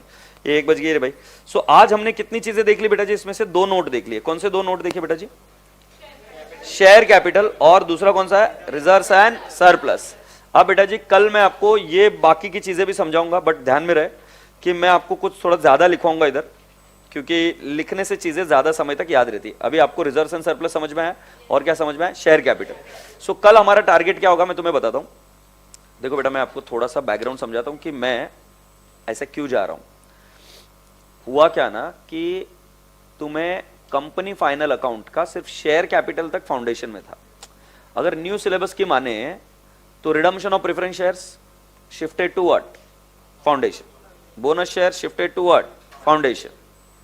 और profit prior to incorporation shifted to what? Foundation. Insurance claim investment shifted to what? Investment तो नहीं, insurance claim shifted to what? Foundation. As per proposed. Proposed. ए this is not final. Online वालों कमीनापन मत करना, this is not final, ये proposed है. ठीक है, प्रपोज तुम भी जाके देख सकते. बट अगर ऐसा हुआ तो होगा क्या कि तुम्हारा लेवल डिफरेंस जो है, मैंने कल भी बताया था. तो क्या होगा ना, मैं क्यों डिटेल में जा रहा हूं इतना, मैं उसके पीछे रीजन दे रहा हूं. क्योंकि मुझे पता है कि पूरा का पूरा आपका accounts is based on company final account. ना कल हमने सिलेबस भी लिखा. कौन सी चीज थी जो कंपनी के लिए एप्लीकेबल नहीं थी? सिर्फ एक ब्रांच छोड़कर बाकी सारी चीजें कंपनी के लिए एप्लीकेबल. तो इसीलिए मुझे बहुत पक्की बनानी पड़ेगी आपकी बैलेंस शीट और P&L अकाउंट, क्योंकि आपका स्पीड वहां पर इंक्रीज होना है. अगर आपको कंफ्यूजन होना ना ये आइटम कहां जाएगा, बुम्बल्ला. तो इसलिए अभी मैं क्या करूंगा, एक एक नोट को आपसे लिखवा कर लूंगा, आपको बताऊंगा भी, और वो आपको लिखना पड़ेगा, आपको मेरी बात माननी पड़ेगी. फिर हम सेकंड स्टेज पर क्या करेंगे, मैं आपको ऐसी लिस्ट दूंगा आइटम्स की. जैसे हम फाउंडेशन में क्या करते थे कि बेटा ट्रेड पेबल कहां जाएगा, तुम फुदक फुदक के बोलते थे बैलेंस शीट लायबिलिटी साइड. फिर मैं आपको पूछता था बेटा जी स्टॉक कहां जाएगा, तुम बोलते थे बैलेंस शीट असेट साइड. याद आ रहा है क्या? तो वैसे मैं अभी आपको आइटम्स बनाकर दूंगा, P&L अकाउंट समझाऊंगा, फिर उसके बाद में मैं आपको आइटम की लिस्ट दूंगा. Then you have to classify them, ये आइटम कहां कहां जाएंगे. कुछ के कॉन्सेप्ट क्वेश्चन बनाएंगे. जैसे आज हमने इसका कॉन्सेप्ट क्वेश्चन बनाया ऑथराइज कैपिटल का, वैसे कुछ कॉन्सेप्ट क्वेश्चन बना के छोटी छोटी चीजों को समझ के फिर आगे जाएंगे. तो आप मुझे बता दीजिए क्या ये सही जा रहा है? स्पीड सही है? And you think that it is really useful? और कई कई जगह पर हम ये भी डिस्कशन करते रहेंगे कि भाई साहब रियल लाइफ में कैसे हुआ, मतलब आपको पता भी नहीं चला कि आप कब पढ़ लोगे इन चीजों को. स्लोली भी हो जाएगा, कब पढ़ लिया ये पता भी नहीं चलेगा. And you will be done with 2 things, कि आपको रियल लाइफ से भी कनेक्टेड हो जाओगे, आपको मार्केट में भी थोड़ा बहुत समझ में आने लग जाएगा. And will keep going ahead. Is that okay? So प्रेम से बोलो बाय बाय. कल मिलने का वादा करो. अच्छा आज मेरे को लेट हो गया था, कल से लेट नहीं होगा मैं. अच्छा दूसरी और एक बात पूछो, संडे को मेरा लेक्चर नहीं है इस बार. सर कोई स्पेसिफिक रिजर्व कैपिटल रिजर्व में जाएगा? चंचल जी बिल्कुल सही जवाब, कुची कुची कू. यू आर एब्सोल्युटली राइट बेटा. ठीक है. ए ऑनलाइन लाइव के बच्चों थोड़ी सी देर बात करो ना मेरे साथ तुमने बात ही नहीं करी आज, मेरे को कितना बुरा लग रहा है. सर जो आप लिख रहे हैं वो नोट करना है क्या कॉपी में? अमन नलायक बहुत जल्दी पूछा रे, तू बहुत जल्दी पूछा रे.